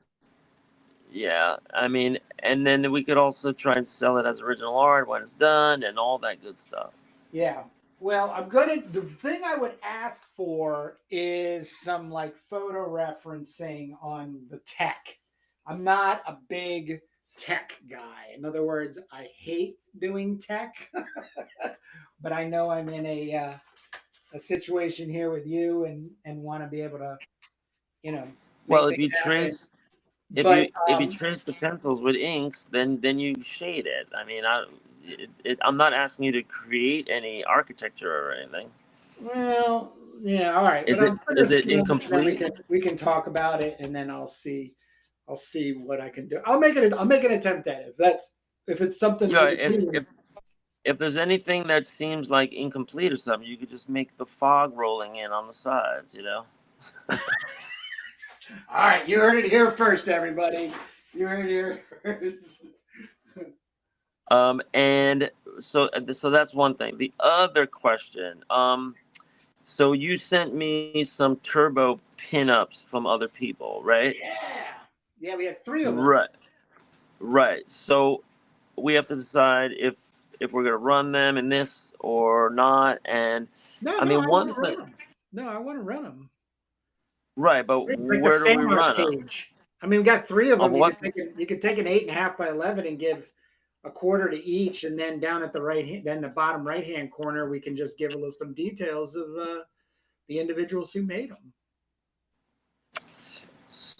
You want me So to make that? right, I can make we that. could what a page for that.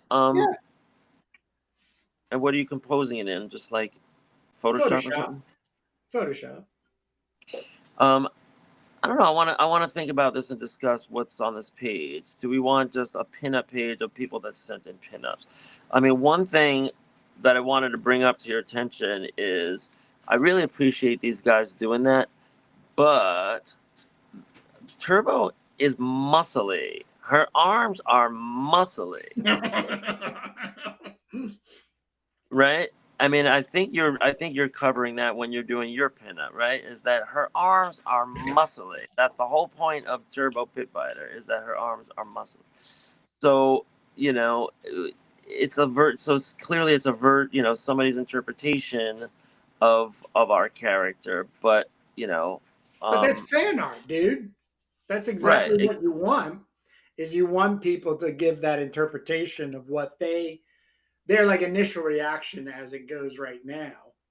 You Right. know, So right. I'm not saying these guys are bad, or I'm not saying we're not going to run it you're or not anything. saying that.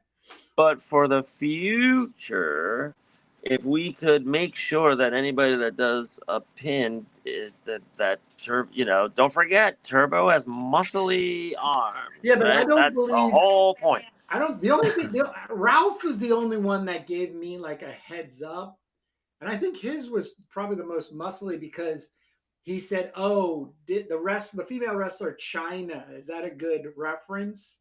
And I was like, "Yeah, it's exactly the same reference I've used, Yeah. and what little um, uh, drawings of Turbo I've done because I ink all your stuff." Yeah. But I get that same kind of imagery and reaction. So you can go from there. But I think also, Jake, it kind of leads us into a conversation where I think we should set something up somewhere where and make it like, hey everybody, we're getting close to filling some slots for publication, and we're looking for pinups. But make sure to get top slotting that it's the Do we running want? tight shorts, the combat boots with spikes on the bottoms, the gloves with the three Do we? Do we points. want? You Do we know, want? Do we want to publish pages and pages of people doing pinups? not it doesn't have to be pages and pages. I'm just saying, like it. I think it would be advantageous to give people at least the opportunity, keep them on file, but release the information and dimensions of how said turbo should be constructed, to Jake Well, Jacobs.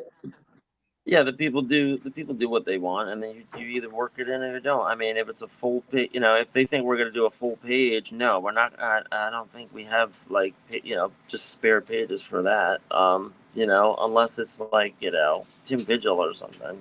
But we'll I don't clear know, out a man. page. I'm telling you, wait till you see some of these pinups. If not almost all of these pinups I've gotten for Crom Anthology 2 and 3. Damn. I mean, like, damn. you Yeah, know.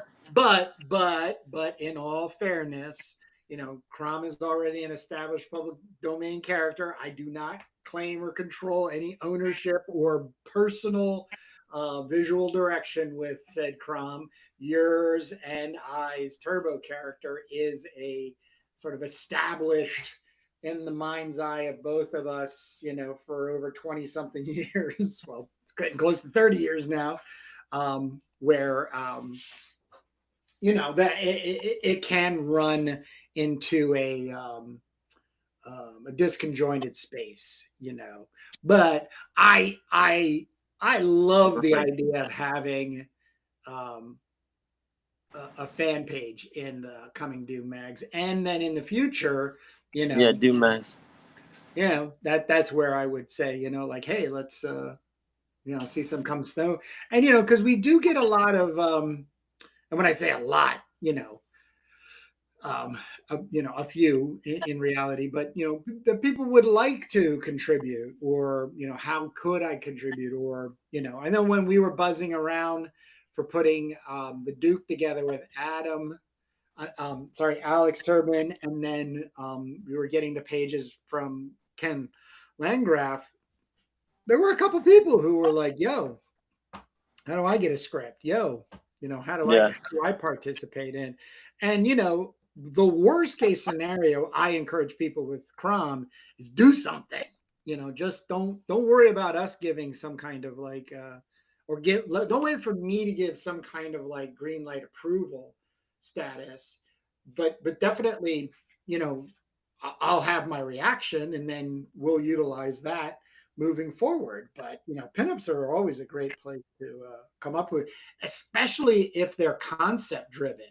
So it also behooves us to, look for pinups that might have more of a peculiar concept to character, place, setting, and stuff. To that extent. Yeah. Yeah, I mean, pencil to me, pencils are not finished for public. I mean, sometimes they could be. It's kind of sketchy. Um, Maybe you bring it through Photoshop and you darken it up or something. But inks are better always, obviously. Oh yeah, yeah. No, I mean we can make that all you know said pronouncement, but yeah, I mean I think right now we just need to get through Doom Mag's #1. That's what we're doing.